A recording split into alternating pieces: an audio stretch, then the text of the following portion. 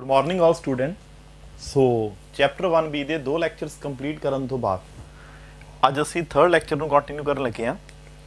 ਸੋ ਇੱਕ ਮੇਰੀ ਸੁਜੈਸ਼ਨ ਹੈ ਸਾਰੇ ਸਟੂਡੈਂਟਸ ਨੂੰ ਕਿ ਜੇ ਕਿਸੇ ਬੱਚੇ ਨੇ ਹਾਲੇ ਤੱਕ ਪਹਿਲੀਆਂ 2 ਵੀਡੀਓਜ਼ ਨਹੀਂ ਦੇਖੀਆਂ, ਬੜੀਆਂ ਸ਼ਾਰਟ ਜਿਹੀਆਂ ਵੀਡੀਓਜ਼ ਨੇ, ਤਾਂ ਇੱਕ ਵਾਰ ਚੈਪਟਰ 1B ਦੀਆਂ ਦੋਨਾਂ ਵੀਡੀਓਜ਼ ਦੇ ਥਰੂ ਇੱਕ ਵਾਰ ਗੋ ਥਰੂ ਹੋਣਾ ਬਹੁਤ ਜ਼ਰੂਰੀ ਹੈ, ਕਿਉਂਕਿ ਉਸ ਦੇ ਬੇਸ ਤੇ ਹੀ ਆਪਣਾ ਜਿਹੜਾ ਲੈਕਚਰ ਹੈ ਜੋ ਅੱਗੇ ਕੰਟੀਨਿਊ ਹੋਣ ਵਾਲਾ ਹੈ।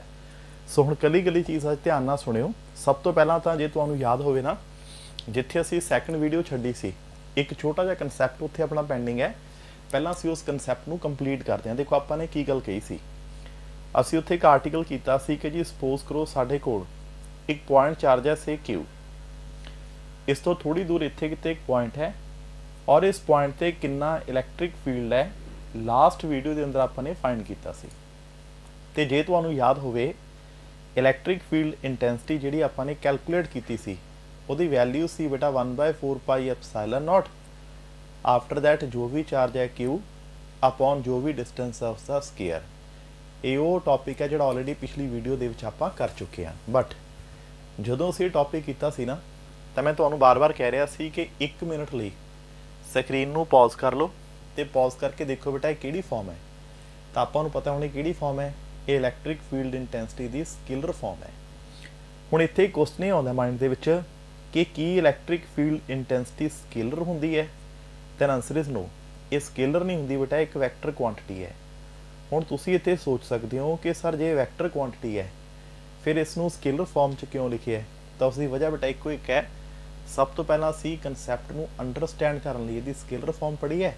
ਹੁਣ ਦੇਖੋ ਵੈਕਟਰ ਫਾਰਮ ਬਣਾਉਣੀ ਬੜੀ ਈਜ਼ੀ ਹੈ, ਵੈਰੀ ਸਿੰਪਲ। ਕਿਵੇਂ ਬਣਾਵਾਂਗੇ ਸੀ, ਅਸੀਂ ਜਦੋਂ ਵੀ ਕਿਸੇ ਸਕੇਲਰ ਨੂੰ ਵੈਕਟਰ ਬਣਾਉਣਾ ਹੁੰਦਾ ਤਾਂ ਇੱਕ ਬੜਾ ਸਿੰਪਲ ਜਿਹਾ ਕਨਸੈਪਟ ਹੁੰਦਾ ਹੈ ਕਿ ਜੋ ਵੀ ਤੁਹਾਡਾ ਸਕੇਲਰ ਹੈ ਉਹਨੂੰ ਯੂਨਿਟ ਵੈਕਟਰ ਨਾਲ ਮਲਟੀਪਲਾਈ ਕਰ ਦਿਓ। ਅੱਛਾ, ਸੇਮ ਕਨਸੈਪਟ ਆਪਾਂ ਨੇ ਚੈਪਟਰ 1A ਦੇ ਵਿੱਚ ਵੀ ਯੂਜ਼ ਕੀਤਾ ਸੀ। ਹੁਣ ਸੇਮ ਉਹੀ ਕਨਸੈਪਟ ਅਸੀਂ ਇੱਥੇ ਯੂਜ਼ ਕਰ ਰਹੇ ਹਾਂ।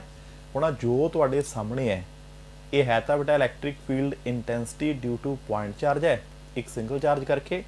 ਬਟ ਹੁਣ ਇਸ ਦੀ ਕਿਹੜੀ ਫਾਰਮ ਹੋਗੀ? ਇਹ ਹੋਗੀ ਵੈਕਟਰ ਫਾਰਮ। ਤਾਂ ਇੱਕ ਛੋਟਾ ਜਿਹਾ ਕਨਸੈਪਟ ਸੀ ਲਾਸਟ ਵੀਡੀਓ ਦੇ ਵਿੱਚ ਆਪਣਾ ਪੈਂਡਿੰਗ ਰਹਿ ਗਿਆ ਸੀਗਾ। ਸੋ ਸਭ ਤੋਂ ਪਹਿਲਾਂ ਤਾਂ ਇਸ ਛੋਟੇ ਜਿਹੇ ਕਨਸੈਪਟ ਨੂੰ ਉਸ ਦੇ ਵਿੱਚ ਐਡ ਆਨ ਕਰ ਲਿਓ। ਦੂਸਰੀ ਚੀਜ਼ ਬੇਟਾ, ਨੋਟਸ ਗਰੁੱਪ ਦੇ ਅੰਦਰ ਤੁਹਾਡੇ ਨਾਲ ਸ਼ੇਅਰ ਕੀਤੇ ਜਾ ਚੁੱਕੇ ਨੇ। ਸੋ ਨੋਟਸ ਨੂੰ ਨਾਲ ਇੱਕ ਵਾਰ ਜ਼ਰੂਰ ਦੇਖਦੇ ਰਹੋ, ਤੇ ਉਸ ਦੇ ਰਿਲੇਟਡ ਕੋਈ ਡਾਊਟ ਹੋਵੇ ਤਾਂ ਇੱਕ ਆਡੀਓ ਮੈਸੇਜ ਨੂੰ ਤੁਸੀਂ ਮੈਨੂੰ ਗਰੁੱਪ ਦੇ ਵਿੱਚ ਪਾ ਦੇਣਾ, ਮੈਂ ਤੁਹਾਨੂੰ ਡਾਊਟ ਤੁਹਾਡਾ ਕਲੀਅਰ ਕਰ ਦੂੰਗਾ। ਇਸ ਤੋਂ ਇਮੀਡੀਏਟ ਬਾਅਦ ਆਪਾਂ 2 ਵੀਡੀਓ ਸਿਰਫ ਨੋਟਸ ਦੀਆਂ ਬਣਾਵਾਂਗੇ, ਜਿਨ੍ਹਾਂ ਦੇ ਵਿੱਚ ਮੈਂ ਨੋਟਸ ਨੂੰ ਐਕਸਪਲੇਨ ਕਰੂੰਗਾ ਹਰ ਛੋਟੀ ਤੋਂ ਵੱਡੀ ਚੀਜ਼। ਹੁਣ ਬੇਟਾ ਜਿਹੜਾ ਆਪਣਾ ਅੱਜ ਦਾ ਮੇਨ ਟੌਪਿਕ ਹੈ, ਆਪਾਂ ਟੌਪਿਕ ਤੇ ਚੱਲਦੇ ਹਾਂ। ਸੋ ਪਹਿਲਾ ਟੌਪਿਕ ਜਿਹੜਾ ਆਪਾਂ ਅੱਜ ਡਿਸਕਸ ਕਰਨਾ ਹੈ, ਇਸ ਟੌਪਿਕ ਦਾ ਨਾਮ ਹੈ ਇਲੈਕਟ੍ਰਿਕ ਡਾਈਪੋਲ। ਅੱਜ ਮੈਂ ਕੋਸ਼ਿਸ਼ ਕਰ ਰਿਹਾ ਕਿ ਇਸ ਵੀਡੀਓ ਨੂੰ ਥੋੜਾ ਲੈਂਥੀ ਬਣਾਇਆ ਜਾਵੇ, ਕਿਉਂਕਿ ਅੱਜ ਦੇ ਜਿਹੜੇ ਕਨਸੈਪਟ ਨੇ ਐਗਜ਼ਾਮੀਨੇਸ਼ਨ ਪੁਆਇੰਟ ਆਫ ਵਿਊ ਤੋਂ ਬਹੁਤ ਜ਼ਿਆਦਾ ਇੰਪੋਰਟੈਂਟ ਨੇ। ਹੁਣ ਇੱਕ ਟੌਪਿਕ ਦਾ ਨਾਮ ਹੈ ਇਲੈਕਟ੍ਰਿਕ ਡਾਈਪੋਲ। ਕੁਐਸਚਨ ਹੈ ਜੀ ਇਲੈਕਟ੍ਰਿਕ ਡਾਈਪੋਲ ਕੀ ਹੁੰਦਾ ਹੈ? ਤਾਂ ਦੇਖੋ ਬੇਟਾ ਕੀ ਹੁੰਦਾ, ਉਹ ਪਹਿਲਾਂ ਇਸ ਨਾਮ ਦਾ ਮਤਲਬ ਸਮਝਦੇ ਹਾਂ। ਦੇਖੋ ਜਿਹੜਾ ਵਰਡ ਇਲੈਕਟ੍ਰਿਕ ਹੈ ਇਹ ਕਿਸ ਲਈ ਸਟੈਂਡ ਕਰਦਾ ਹੈ? ਪਹਿਲਾਂ ਵੀ ਅਸੀਂ ਬਹੁਤ ਵਾਰ ਯੂਜ਼ ਕੀਤਾ ਹੈ, ਚਾਰਜ ਲਈ ਸਟੈਂਡ ਕਰਦਾ ਹੈ। ਤਾਂ ਇਲੈਕਟ੍ਰਿਕ ਵਰਡ ਮੀਨਸ ਚਾਰਜ। ਦੂਸਰਾ ਦੇਖੋ ਇੱਥੇ ਇੱਕ ਡਾਈ ਵਰਡ ਯੂਜ਼ ਕੀਤਾ ਗਿਆ ਹੈ। ਤਾਂ ਜਿੱਥੇ ਬੇਟਾ ਸਾਇੰਸ ਅੰਦਰ ਡਾਈ ਵਰਡ ਯੂਜ਼ ਹੋ ਗਿਆ, ਇਟ ਮੀਨ ਗੱਲ ਹੋ ਰਹੀ ਹੈ 2 ਆਬਜੈਕਟ ਦੀ, 2 ਪਾਰਟੀਕਲ ਦੀ, 2 ਚੀਜ਼ਾਂ ਦੀ। ਦੇਖੋ ਡਾਈ ਹੁੰਦਾ 2, ਟਰਾਈ ਹੁੰਦਾ 3। ਇੱਥੇ ਡਾਈ ਵਰਡ ਯੂਜ਼ ਕੀਤਾ ਹੈ ਤਾਂ ਡਾਈ ਮੀਨਸ 2। ਇੱਕ ਵਰਡ ਇੱਥੇ ਯੂਜ਼ ਕੀਤਾ ਹੈ ਪੋਲ। ਪੋਲ ਦਾ ਮਤਲਬ ਹੁੰਦਾ ਹੈ ਐਂਡ, ਕਿਨਾਰਾ, ਬਟ ਇੱਥੇ ਦਾ ਮਤਲਬ ਉਹ ਨਹੀਂ ਹੈ। ਇੱਥੇ ਇਸ ਦਾ ਮੀਨਿੰਗ ਹੈ ਪੋਲ ਪੋਜ਼ਿਟਿਵ ਵੀ ਹੋ ਸਕਦਾ ਹੈ, ਪੋਲ ਨੈਗੇਟਿਵ ਵੀ ਹੋ ਸਕਦਾ ਹੈ। ਮਤਲਬ 2 ਚਾਰਜ ਹੋਣਗੇ, ਉਹਨਾਂ ਨੂੰ ਪੋਲ ਕਿਹਾ ਜਾਂਦਾ ਹੈ। ਉਹ ਪੋਜ਼ਿਟਿਵ ਵੀ ਹੋ ਸਕਦਾ, ਨੈਗੇਟਿਵ ਵੀ ਹੋ ਸਕਦਾ ਹੈ। ਹੁਣ ਜੇ ਅਸੀਂ ਇਸ ਟੌਪਿਕ ਦੇ ਨਾਮ ਨੂੰ ਜਸਟ ਸਮਝਣ ਦੀ ਕੋਸ਼ਿਸ਼ ਕਰੀਏ ਤਾਂ ਇਲੈਕਟ੍ਰਿਕ ਡਾਈਪੋਲ ਨੂੰ ਦੇਖ ਕੇ ਮੋਟੀ ਦੇਖੋ ਇੱਕ ਗੱਲ ਤਾਂ ਸਾਹਮਣੇ ਆ ਗਈ ਕਿ ਇਲੈਕਟ੍ਰਿਕ ਡਾਈਪੋਲ ਅੰਦਰ 2 ਚਾਰਜ ਹੋਣਗੇ, ਕੋਈ ਪੋਜ਼ਿਟਿਵ ਹੋਊਗਾ, ਦੂਸਰਾ ਨੈਗੇਟਿਵ ਹੋਊਗਾ। ਕੁਝ ਐਵੇਂ ਜਿਹੀ ਦੀ ਕਹਾਣੀ ਬਣਨ ਵਾਲੀ ਹੈ ਇਲੈਕਟ੍ਰਿਕ ਡਾਈਪੋਲ ਦੇ ਅੰਦਰ। ਹੁਣ ਬੇਟਾ ਅਸੀਂ ਇਲੈਕਟ੍ਰਿਕ ਡਾਈਪੋਲ ਨੂੰ ਪੂਰੀ ਡਿਟੇਲ ਦੇ ਵਿੱਚ ਪੜਾਂਗੇ, ਕੱਲੀ ਚੀਜ਼ ਬਰੀਕੀ ਦੇ ਵਿੱਚ ਮੈਂ ਜਾਊਂਗਾ, ਧਿਆਨ ਨਾਲ ਸੁਣਿਓ। ਸਭ ਤੋਂ ਪਹਿਲੀ ਗੱਲ, ਜਿਹੜਾ ਜੀ ਸਾਡਾ ਇਲੈਕਟ੍ਰਿਕ ਡਾਈਪੋਲ ਹੈ, ਸਰ ਇਹਦੀ ਡੈਫੀਨੇਸ਼ਨ ਕੀ ਹੁੰਦੀ ਹੈ? ਕਿਉਂਕਿ ਸਭ ਤੋਂ ਪਹਿਲਾਂ ਤਾਂ ਪੇਪਰ ਦੇ ਵਿੱਚ ਆ ਸਕਦਾ ਹੈ ਡਿਫਾਈਨ ਇਲੈਕਟ੍ਰਿਕ ਡਾਈਪੋਲ। ਤਾਂ ਡੈਫੀਨੇਸ਼ਨ ਬੜੀ ਸਿੰਪਲ ਹੈ।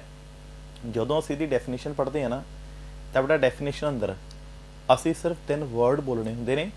ਜੇ ਉਹਨਾਂ 3 ਵਰਡਸ ਨੂੰ ਕੰਬਾਈਨ ਕਰਕੇ ਬੋਲ ਦਈਏ ਤਾਂ ਡੈਫੀਨੇਸ਼ਨ ਪੂਰੀ ਹੋ ਜਾਂਦੀ ਹੈ। ਹੁਣ ਦੇਖੋ ਜੀ ਡਾਈਪੋਲ ਦੀ ਡੈਫੀਨੇਸ਼ਨ ਕੀ ਹੈ ਜਾਂ ਇਹ ਕਹਿ ਲਓ ਕਿਹੜੀਆਂ ਕੰਡੀਸ਼ਨਸ ਨੇ ਸਾਨੂੰ ਪੂਰੀਆਂ ਕਰਨੀਆਂ ਪੈਣਗੀਆਂ ਜੇ ਅਸੀਂ ਡਾਈਪੋਲ ਨੂੰ ਬਣਾਉਣਾ ਹੈ। ਤਾਂ ਕੰਡੀਸ਼ਨ ਬੇਟਾ ਕੀ ਹੈ? ਸਭ ਤੋਂ ਪਹਿਲੀ ਗੱਲ ਸਾਡੇ ਕੋਲ ਹੋਣੇ ਚਾਹੀਦੇ ਨੇ 2 ਚਾਰਜ। ਤਾਂ ਇਹਦੀ ਸਭ ਤੋਂ ਪਹਿਲੀ ਕੰਡੀਸ਼ਨ ਇਹ ਹੈ ਸਾਡੇ ਕੋਲ ਕੀ ਹੋਣੇ ਚਾਹੀਦੇ ਨੇ 2 ਚਾਰਜ। ਸੈਕੰਡ ਥਿੰਗ ਜਿਹੜੇ ਸਾਡੇ ਦੋਨੋਂ ਦੇ ਦੋਨੋਂ ਚਾਰਜ ਨੇ ਇਕੁਅਲ ਹੋਣੇ ਚਾਹੀਦੇ ਨੇ। ਇਕੁਅਲ ਮਤਲਬ ਜੇ ਪਹਿਲਾ 5 ਕੂਲਮ ਹੈ ਤਾਂ ਦੂਸਰਾ ਵੀ 5 ਕੂਲਮ ਹੀ ਹੋਊਗਾ, ਉਹ ਵੱਧ ਘੱਟ ਨਹੀਂ ਹੋ ਸਕਦਾ, ਖਿਆਲ ਰੱਖਿਓ। ਥਰਡ ਕੰਡੀਸ਼ਨ ਇਹ ਹੈ ਕਿ ਜਿਹੜੇ ਦੋਨੋਂ ਦੇ ਦੋਨੋਂ ਚਾਰਜ ਨੇ ਆਪੋਜ਼ਿਟ ਕਹਿ ਲਓ, ਅਨਲਾਈਕ ਕਹਿ ਲਓ, ਮਤਲਬ ਇੱਕ ਪੋਜ਼ਿਟਿਵ ਤੇ ਦੂਜਾ ਕੀ ਹੋਣਾ ਚਾਹੀਦਾ ਨੈਗੇਟਿਵ। ਹੁਣ ਗੌਰ ਕਰੋ ਸਾਡੀ ਪਹਿਲੀ ਕੰਡੀਸ਼ਨ ਕੀ ਹੈ 2 ਚਾਰਜ ਹੋਣ, ਸੈਕੰਡ ਕੰਡੀਸ਼ਨ ਕੀ ਹੈ ਦੋਨੋਂ ਚਾਰਜ ਇਕੁਅਲ ਹੋਣ, ਜਿੰਨਾ ਪਹਿਲਾ ਮੈਗਨੀਟਿਊਡ ਦੂਸਰੇ ਦਾ ਵੀ ਉਨਾ ਹੀ ਹੋਵੇ, ਪਰ ਤੀਸਰੀ ਕੰਡੀਸ਼ਨ ਹੈ ਜੀ ਆਪੋਜ਼ਿਟ ਹੋਣ, ਮਤਲਬ ਇੱਕ ਪੋਜ਼ਿਟਿਵ ਤਾਂ ਦੂਜਾ ਕੀ ਹੋਊਗਾ ਨੈਗੇਟਿਵ। ਹੁਣ ਇੱਥੇ ਇੱਕ ਚੌਥੀ ਕੰਡੀਸ਼ਨ ਵੀ ਹੁੰਦੀ ਹੈ ਕਿ ਜਿਹੜੇ ਸਾਡੇ 2 ਚਾਰਜ ਨੇ ਨਾ ਉਹਨਾਂ ਦੋਨਾਂ ਦੇ ਵਿਚਕਾਰ ਇੱਕ ਡਿਸਟੈਂਸ ਦਾ ਹੋਣਾ ਜ਼ਰੂਰੀ ਹੈ। ਹੁਣ ਜਿੱਥੇ ਬੇਟਾ ਇਹ 4 ਕੰਡੀਸ਼ਨਾਂ ਪੂਰੀਆਂ ਹੋ ਗਈਆਂ ਬਸ ਉਸੇ ਨੂੰ ਹੀ ਡਾਈਪੋਲ ਕਹਿੰਦੇ ਨੇ। ਤੇ ਡਾਈਪੋਲ ਦੀ ਜਿਹੜੀ ਡੈਫੀਨੇਸ਼ਨ ਹੈ ਨਾ ਉਹ ਇਹੀ ਡੈਫੀਨੇਸ਼ਨ ਹੈ। ਦੇਖੋ ਡਾਈਪੋਲ ਕੀ ਹੁੰਦਾ ਤਾਂ ਅਸੀਂ ਇਹ ਬੋਲਦੇ ਹਾਂ 2 equal and opposite charge separated by a certain distance is known as a electric dipole। ਤਾਂ 2 equal and opposite charge separated by a certain distance is known as an electric dipole। so clear dipole ਕੀ ਹੁੰਦਾ ਹੈ। But ਜਿਹੜੀ ਗੱਲ ਆਪਾਂ ਨੇ ਹੁਣੀ definition ਦੇ ਵਿੱਚ ਬੋਲੀ ਹੈ ਸਰ ਇਹਦਾ ਮਤਲਬ ਕੀ ਹੋਇਆ? ਆਓ ਬੇਟਾ ਅਸੀਂ ਮਤਲਬ ਸਮਝਦੇ ਹਾਂ। ਪਹਿਲਾਂ ਨਾ ਅਸੀਂ ਇਹ ਚਾਰੋਂ ਕੰਡੀਸ਼ਨਾਂ ਪੂਰੀਆਂ ਕਰਦੇ ਹਾਂ, ਫਿਰ ਆਪ ਹੀ ਦੇਖ ਲਿਓ ਡਾਈਪੋਲ ਕਿਵੇਂ ਦਾ ਹੁੰਦਾ ਹੈ। ਸਭ ਤੋਂ ਪਹਿਲੀ ਕੰਡੀਸ਼ਨ ਕੀ ਹੈ ਜੀ ਸਾਡੇ ਕੋਲ ਹੋਣੇ ਚਾਹੀਦੇ ਨੇ 2 ਚਾਰਜ। ਲਓ ਬੇਟਾ ਇੱਕ ਇੱਥੇ ਹੈ ਤੇ ਇੱਕ ਇੱਥੇ ਹੈ, ਤਾਂ ਪਹਿਲੀ ਕੰਡੀਸ਼ਨ ਹੋ ਗਈ ਪੂਰੀ। ਦੂਸਰੀ ਕੰਡੀਸ਼ਨ ਹੈ ਜੀ ਇਕੁਅਲ ਹੋਣੇ ਚਾਹੀਦੇ ਨੇ, ਮਤਲਬ ਜੇ ਪਹਿਲੇ ਦਾ ਮੈਗਨੀਟਿਊਡ Q ਹੈ ਤਾਂ ਦੂਸਰੇ ਦਾ ਮੈਗਨੀਟਿਊਡ ਵੀ Q ਹੀ ਹੋਣਾ ਚਾਹੀਦਾ ਹੈ। ਪਹਿਲੀ ਗੱਲ ਸਾਡੇ ਕੋਲ ਕੀ ਨੇ 2 ਚਾਰਜ, ਨੰਬਰ 2 ਦੋਨੋਂ ਚਾਰਜ ਕੀ ਨੇ ਇਕੁਅਲ। ਇੱਕ ਚਾਰਜ ਪੋਜ਼ਿਟਿਵ ਤੇ ਬੇਟਾ ਦੂਸਰਾ ਚਾਰਜ ਕੀ ਹੋ ਗਿਆ ਨੈਗੇਟਿਵ। ਤਾਂ ਪਹਿਲੀ ਕੰਡੀਸ਼ਨ ਸੀ ਜੀ 2 ਚਾਰਜ, ਸੈਕੰਡ ਕੰਡੀਸ਼ਨ ਸੀ ਦੋਨੇ ਇਕੁਅਲ ਹੋਣੇ ਚਾਹੀਦੇ ਨੇ, ਥਰਡ ਕੰਡੀਸ਼ਨ ਦੋਨੋਂ ਕੀ ਹੋਣੇ ਚਾਹੀਦੇ ਨੇ ਆਪੋਜ਼ਿਟ ਹੋਣੇ ਚਾਹੀਦੇ ਨੇ। ਹੁਣ ਫੋਰਥ ਕੰਡੀਸ਼ਨ ਪਤਾ ਕੀ ਹੈ? ਇਹਨਾਂ ਦੋਨਾਂ ਦੇ ਸੈਂਟਰਸ ਦੇ ਵਿਚਕਾਰ ਇੱਕ ਡਿਸਟੈਂਸ ਜ਼ਰੂਰ ਹੋਣਾ ਚਾਹੀਦਾ ਹੈ। ਤਾਂ ਪਹਿਲੇ ਚਾਰਜ ਦਾ ਸੈਂਟਰ ਤੇ ਬੇਟਾ ਦੂਸਰੇ ਚਾਰਜ ਦਾ ਸੈਂਟਰ, ਇਹਨਾਂ ਦੇ ਵਿਚਕਾਰ ਇੱਕ ਡਿਸਟੈਂਸ ਜ਼ਰੂਰ ਹੋਣਾ ਚਾਹੀਦਾ ਹੈ। ਹੁਣ ਡਿਸਟੈਂਸ ਬਾਰੇ 2 ਗੱਲਾਂ ਕਲੀਅਰ ਕਰਾਂ। ਡਾਈਪੋਲ ਦੇ ਸੈਂਟਰ ਨੂੰ O ਨਾਲ ਡਿਨੋਟ ਕੀਤਾ ਜਾਂਦਾ ਹੈ। ਸੈਂਟਰ ਤੋਂ ਜਿਹੜਾ ਪਹਿਲਾ ਚਾਰਜ ਹੈ ਇਹ ਹੁੰਦਾ ਹੈ A ਡਿਸਟੈਂਸ ਅਵੇ, ਸੈਂਟਰ ਤੋਂ ਜਿਹੜਾ ਦੂਸਰਾ ਚਾਰਜ ਹੈ ਉਹ ਵੀ ਹੁੰਦਾ ਹੈ A ਡਿਸਟੈਂਸ ਅਵੇ। ਮਤਲਬ ਡਾਈਪੋਲ ਦੇ ਅੰਦਰ ਜਿਹੜਾ ਟੋਟਲ ਡਿਸਟੈਂਸ ਹੈ ਨਾ ਇਹ 2A ਲਿਆ ਜਾਂਦਾ ਹੈ। ਯਾਦ ਰੱਖਿਓ ਸਿਮੈਟਰੀ ਬਣਾਉਣ ਲਈ ਆਰਟੀਕਲਸ ਨੂੰ ਸੌਖੇ ਕਰਨ ਲਈ ਅਸੀਂ ਇਸ ਕਨਸੈਪਟ ਨੂੰ ਯੂਜ਼ ਕਰਦੇ ਹਾਂ। ਕੋਈ ਪੁੱਛ ਵੀ ਲਵੇ ਕਿ ਤੁਸੀਂ A ਕਿਉਂ ਨਹੀਂ ਲਿਆ 2A ਕਿਉਂ ਲਿਆ, ਉਹ ਨਾ ਜਦੋਂ ਅੱਗੇ ਆਪਾਂ ਆਰਟੀਕਲ ਕਰਾਂਗੇ ਉਹ ਆਰਟੀਕਲ ਦੇ ਵਿੱਚ ਦੇਖ ਕੇ ਤੁਹਾਨੂੰ ਸਾਰੀ ਕਹਾਣੀ ਸਮਝ ਆ ਜੂਗੀ ਕਿ ਸਿਮੈਟਰੀ ਲਈ ਡੈਰੀਵੇਸ਼ਨਸ ਨੂੰ ਸੌਖੇ ਰੱਖਣ ਲਈ ਟੋਟਲ ਡਿਸਟੈਂਸ ਕਿੰਨਾ ਲਿਆ ਜਾਂਦਾ 2A। ਆ ਜੋ ਬੇਟਾ ਤੁਹਾਡੇ ਸਾਹਮਣੇ ਹੈ ਬਸ ਇਸੇ ਚੀਜ਼ ਨੂੰ ਹੀ ਬੋਲਦੇ ਨੇ ਇਲੈਕਟ੍ਰਿਕ ਡਾਈਪੋਲ। ਉਮੀਦ ਕਰਦਾ ਇੰਨੀ ਗੱਲ ਤੁਹਾਨੂੰ ਸਮਝ ਆ ਗਈ ਹੋਊਗੀ ਇਲੈਕਟ੍ਰਿਕ ਡਾਈਪੋਲ ਕੀ ਹੁੰਦਾ ਹੈ। ਹੁਣ ਜਿਹੜਾ ਬੇਟਾ ਇਲੈਕਟ੍ਰਿਕ ਡਾਈਪੋਲ ਹੈ ਅਗਲਾ ਕੁਐਸਚਨ ਮਾਈਂਡ ਦੇ ਵਿੱਚ ਇਹ ਆਉਂਦਾ ਹੈ ਸਾਰੇ ਡਾਈਪੋਲ ਬਣਦੇ ਕਿੱਥੇ ਨੇ ਔਰ ਇਹ ਬਣਦੇ ਕਿਵੇਂ ਨੇ। ਤਾਂ ਲਓ ਹੁਣ ਅਗਲੇ ਕਨਸੈਪਟ ਦੇ ਵਿੱਚ ਅਸੀਂ ਦੋਨੋਂ ਗੱਲਾਂ ਡਿਸਕਸ ਕਰਨ ਵਾਲੇ ਹਾਂ। ਡਾਈਪੋਲ ਕਿਵੇਂ ਬਣਦੇ ਨੇ, ਇਲੈਕਟ੍ਰਿਕ ਡਾਈਪੋਲ ਕਿੱਥੇ ਬਣਦੇ ਨੇ। ਲੋਕਡਾਊਨ ਧਿਆਨ ਨਾਲ ਸੁਣਿਓ ਪੂਰੀ ਇਲੈਕਟ੍ਰਿਕ ਡਾਈਪੋਲ ਦੀ ਫਾਰਮੇਸ਼ਨ। ਮੈਂ ਇੱਕ ਐਗਜ਼ਾਮਪਲ ਲੈ ਕੇ ਚੱਲੂੰਗਾ। ਦੇਖੋ ਐਗਜ਼ਾਮਪਲ ਕੀ ਹੈ, ਆਪਾਂ ਐਗਜ਼ਾਮਪਲ ਲੈ ਕੇ ਚੱਲਦੇ ਹਾਂ HCl ਦੀ। ਹੁਣ ਜੇ ਆਪਾਂ HCl ਦੀ ਗੱਲ ਕਰੀਏ ਸਭ ਨੂੰ ਪਤਾ ਹੈ ਹਾਈਡਰੋਜਨ ਇੱਕ ਐਟਮ ਹੈ, ਇਹਦੇ ਆਊਟਰ ਸ਼ੈਲ 'ਚ ਇੱਕੋ ਇਲੈਕਟ੍ਰੋਨ ਹੈ। ਇਹਨੇ ਆਪਣੇ ਆਕਟੈਟ ਨੂੰ ਕੰਪਲੀਟ ਕਰਨ ਲਈ ਜਾਂ ਆਊਟਰ ਸ਼ੈਲ ਨੂੰ ਕੰਪਲੀਟ ਕਰਨ ਲਈ 2 ਇਲੈਕਟ੍ਰੋਨ ਚਾਹੀਦੇ ਨੇ। ਅੱਛਾ ਕਲੋਰੀਨ ਬਾਰੇ ਵੀ ਸਭ ਨੂੰ ਪਤਾ ਹੈ, +1 ਪੜ੍ਹਿਆ ਹੋਇਆ ਹੈ। ਕਲੋਰੀਨ ਕੀ ਹੈ ਇੱਕ ਹੈਲੋਜਨ ਹੈ, ਇੱਕ ਇਲੈਕਟ੍ਰੋਨ ਘੱਟ ਹੈ। ਜੇ ਕਿਤੇ ਇੱਕ ਇਲੈਕਟ੍ਰੋਨ ਪੂਰਾ ਹੋ ਜੇ ਇਹਦਾ ਵੀ ਆਊਟਰ ਸ਼ੈਲ ਕੰਪਲੀਟ ਹੋ ਜਾਣਾ, ਇਹਨੇ ਕੀ ਹੋ ਜਾਣਾ ਸਟੇਬਲ। ਹੁਣ ਬੇਟਾ ਹੁੰਦਾ ਕੀ ਹੈ ਇੱਕ ਇਲੈਕਟ੍ਰੋਨ ਹਾਈਡਰੋਜਨ ਦਾ ਇੱਕ ਇਲੈਕਟ੍ਰੋਨ ਕਲੋਰੀਨ ਦਾ, ਇਹ ਆਪਣੇ ਇਲੈਕਟ੍ਰੋਨ ਨੂੰ ਆਪਸ ਦੇ ਵਿੱਚ ਕੀ ਕਰ ਲੈਂਦੇ ਨੇ ਸ਼ੇਅਰ ਕਰ ਲੈਂਦੇ ਨੇ। ਹੁਣ ਸਾਨੂੰ ਪਤਾ ਹੈ ਇਲੈਕਟ੍ਰੋਨ ਦੀ ਸ਼ੇਅਰਿੰਗ ਦੇ ਨਾਲ ਜਿਹੜਾ ਬੌਂਡ ਬਣਦਾ ਹੈ ਇਸ ਨੂੰ ਕੋਵੈਲੈਂਟ ਬੌਂਡ ਕਿਹਾ ਜਾਂਦਾ ਹੈ। ਹੁਣ ਨੋਟ ਕਰੋ ਹਾਈਡਰੋਜਨ ਤੇ ਕਲੋਰੀਨ ਦੇ ਵਿਚਕਾਰ ਇੱਥੇ ਕੀ ਹੈ ਇੱਕ ਕੋਵੈਲੈਂਟ ਬੌਂਡ ਹੈ। ਕੋਵੈਲੈਂਟ ਬੌਂਡ ਮਤਲਬ ਕੁਝ ਵੀ ਨਹੀਂ ਇਲੈਕਟ੍ਰੋਨ ਦੀ ਸ਼ੇਅਰਿੰਗ ਹੋਈ ਹੋਈ ਹੈ, ਸੋ ਇਹੀ ਹੁੰਦਾ ਕੋਵੈਲੈਂਟ ਬੌਂਡ। ਹੁਣ ਅਗਲੀ ਗੱਲ ਬੇਟਾ ਹੁਣ ਇੱਥੇ ਕੀ ਸਮਝਿਓ ਜਿਹੜਾ ਤਾਂ ਹਾਈਡਰੋਜਨ ਹੈ ਇਹ ਤਾਂ ਅਲਕਲੀ ਹੈ, ਬਟ ਜਿਹੜਾ ਕਲੋਰੀਨ ਹੈ ਇਹ ਹੈਲੋਜਨ ਹੈ। ਹੁਣ ਫਰਕ ਸਮਝੋ, ਹੈਲੋਜਨ ਉਹ ਹੁੰਦੇ ਨੇ ਜਿਨ੍ਹਾਂ ਦੇ ਵਿੱਚ ਇਲੈਕਟ੍ਰੋਨ ਨੂੰ ਆਪਣੇ ਵੱਲ ਅਟਰੈਕਟ ਕਰਨ ਦੀ ਕਪੈਸਿਟੀ, ਇਲੈਕਟ੍ਰੋਨ ਐਕਟੀਵਿਟੀ ਬੜੀ ਜ਼ਿਆਦਾ ਹੁੰਦੀ ਹੈ, ਕਿਉਂਕਿ ਇੱਕ ਇਲੈਕਟ੍ਰੋਨ ਦੀ ਘਾਟ ਹੈ। ਸਾਰਾ ਦਿਨ ਇੱਕੋ ਹੀ ਕੋਸ਼ਿਸ਼ ਰਹਿੰਦੀ ਹੈ, ਜੇ ਕਿਤੋਂ ਇਲੈਕਟ੍ਰੋਨ ਮਿਲ ਜੇ, ਜੇ ਕਿਤੋਂ ਇਲੈਕਟ੍ਰੋਨ ਮਿਲ ਜੇ। ਅੱਛਾ, ਜਿਹੜੇ ਹੁੰਦੇ ਨੇ ਅਲਕਲੀ ਉਹ ਆਪਣਾ ਇਲੈਕਟ੍ਰੋਨ ਲੂਜ਼ ਕਰਨ ਨੂੰ ਤਿਆਰ ਹੀ ਰਹਿੰਦੇ ਨੇ। ਤਾਂ ਹੁਣ ਨੋਟ ਕਰਿਓ ਇੱਥੇ ਕੀ ਹੋਊਗਾ, ਇੱਥੇ ਪਿਆ ਇਲੈਕਟ੍ਰੋਨ ਦਾ ਇੱਕ ਪੇਅਰ, ਇੱਕ ਪਾਸੇ ਕਲੋਰੀਨ ਹੈ, ਇਹ ਕੋ ਇਲੈਕਟ੍ਰੋਨ ਮੈਨੂੰ ਮਿਲ ਜਾਣ। ਹਾਈਡਰੋਜਨ ਤਾਂ ਇਲੈਕਟ੍ਰੋਨ ਨੂੰ ਦੇ ਕੇ ਰਾਜੀ ਹੁੰਦਾ ਹੈ, ਤਾਂ ਕਿਉਂਕਿ ਕਲੋਰੀਨ ਦੀ ਇਲੈਕਟ੍ਰੋਨ ਨੂੰ ਆਪਣੇ ਵੱਲ ਖਿੱਚਣ ਦੀ ਕਪੈਸਿਟੀ ਜ਼ਿਆਦਾ ਹੈ, ਤਾਂ ਹੁੰਦਾ ਪਤਾ ਕੀ ਹੈ ਬੇਟਾ, ਆਹ ਇਲੈਕਟ੍ਰੋਨ ਦਾ ਪੇਅਰ ਜਿਹੜਾ ਐਨ ਸੈਂਟਰ 'ਤੇ ਪਿਆ ਸੀ, ਇਹ ਸ਼ਿਫਟ ਹੋ ਕੇ ਕਿੱਧਰ ਨੂੰ ਚਲਾ ਗਿਆ, ਇਹ ਕਲੋਰੀਨ ਵੱਲ ਚਲਾ ਗਿਆ। ਹੁਣ ਇਹ ਸਮਝ ਆ ਗਿਆ ਕਲੋਰੀਨ ਵੱਲ ਕਿਉਂ ਗਿਆ, ਕਿਉਂਕਿ ਕਲੋਰੀਨ ਇੱਕ ਹੈਲੋਜਨ ਗਰੁੱਪ ਦਾ ਐਲੀਮੈਂਟ ਹੈ। ਹੈਲੋਜਨ ਦੀ ਇਲੈਕਟ੍ਰੋਨ ਨੂੰ ਅਟਰੈਕਟ ਕਰਨ ਦੀ ਕਪੈਸਿਟੀ ਜ਼ਿਆਦਾ ਹੁੰਦੀ ਹੈ। ਤਾਂ ਜਦੋਂ ਇਲੈਕਟ੍ਰੋਨ ਸ਼ਿਫਟ ਹੋਇਆ ਤਾਂ ਜਿਹੜੀ ਸਾਈਡ ਇਲੈਕਟ੍ਰੋਨ ਦੀ ਗਿਣਤੀ ਵੱਧ ਗਈ, ਉਹ ਸਾਈਡ 'ਤੇ ਕਿਹੜਾ ਚਾਰਜ ਆ ਜਾਊਗਾ, ਨੈਗੇਟਿਵ। ਹੁਣ ਜੇ ਤਾਂ ਇਲੈਕਟ੍ਰੋਨ ਪੂਰੀ ਤਰ੍ਹਾਂ ਹੀ ਚਲੇ ਜਾਂਦੇ ਫਿਰ ਤਾਂ ਮੈਂ ਲਿਖਣਾ ਸੀ ਨੈਗੇਟਿਵ, ਪੂਰੀ ਤਰ੍ਹਾਂ ਨਹੀਂ ਗਏ, ਇਲੈਕਟ੍ਰੋਨ ਹਲਕੇ ਜਿਹੇ ਡਿਸਪਲੇਸ ਹੋਏ ਨੇ, ਤਾਂ ਕਲੋਰੀਨ ਦੇ ਉੱਪਰ ਹਲਕਾ ਜਿਹਾ ਨੈਗੇਟਿਵ ਚਾਰਜ ਆ ਗਿਆ। ਬਟ ਇੱਕ ਚੀਜ਼ ਨੋਟ ਕਰੋ, ਕਲੋਰੀਨ ਨੂੰ ਜਿੰਨਾ ਫਾਇਦਾ ਹੋਇਆ ਹਾਈਡਰੋਜਨ ਦਾ ਉਨਾ ਹੀ ਕੀ ਹੋਇਆ, ਨੁਕਸਾਨ ਹੋਇਆ ਨਾ। ਤਾਂ ਜਿੰਨਾ ਕਲੋਰੀਨ ਦਾ ਬੈਨੀਫਿਟ, ਹਾਈਡਰੋਜਨ ਦਾ ਉਨਾ ਹੀ ਨੁਕਸਾਨ ਹੋ ਗਿਆ।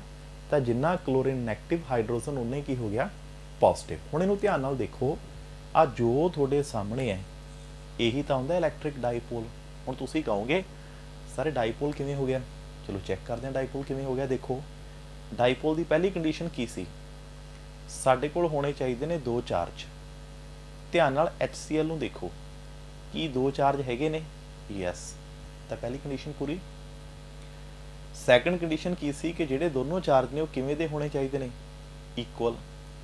ਹੁਣ ਧਿਆਨ ਨਾਲ ਦੇਖੋ, ਪਹਿਲਾ ਜਿੰਨਾ ਨੈਗੇਟਿਵ ਦੂਜਾ ਉਨਾ ਹੀ ਪੋਜ਼ਿਟਿਵ ਹੈ, ਇਹ ਵੀ ਓਕੇ। ਥਰਡ ਕੰਡੀਸ਼ਨ ਕੀ ਸੀ ਕਿ ਜਿਹੜੇ ਸਾਡੇ ਚਾਰਜ ਨੇ ਉਹ ਕਿਵੇਂ ਦੇ ਹੋਣੇ ਚਾਹੀਦੇ ਨੇ, ਆਪੋਜ਼ਿਟ। ਹੁਣ ਦੇਖੋ ਬੇਟਾ ਆਪੋਜ਼ਿਟ ਨੇ, ਇੱਕ ਪੋਜ਼ਿਟਿਵ ਤੇ ਦੂਜਾ ਨੈਗੇਟਿਵ। ਫੋਰਥ ਕੀ ਸੀ ਕਿ ਜੀ ਇਹਨਾਂ ਦੇ ਵਿਚਕਾਰ ਇੱਕ ਡਿਸਟੈਂਸ ਜ਼ਰੂਰ ਹੋਣਾ ਚਾਹੀਦਾ ਹੈ।